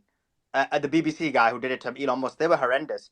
What we did was obviously you can either go attack mode or you can give softballs. But when I was questioning, I was rotating. So I was giving her a hard question. Like I gave her the question where I said, you know, you made the claims about the election before. So did you already have a preconceived idea about claiming that there was going to be election fraud? That's a hard question. But then at the same time, then I gave her questions because from the conservative perspective, because it's about doing it both sides and giving a balance as opposed to being on like, you know, basically trying to get like your little headline.